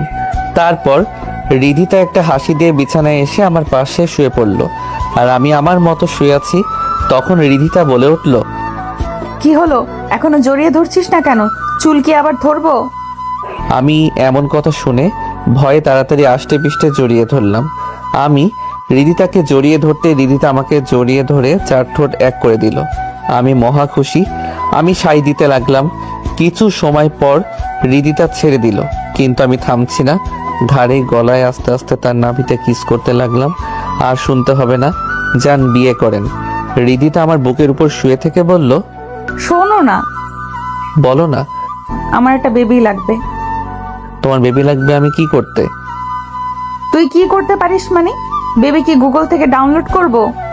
করতে পারো। কুত্তা নেকা সাহায্য, যা তোর কিছু করতে হবে না, আমিই করছি। এটা বলে রিদিতা আমার উপর ঝাঁপিয়ে পড়লো।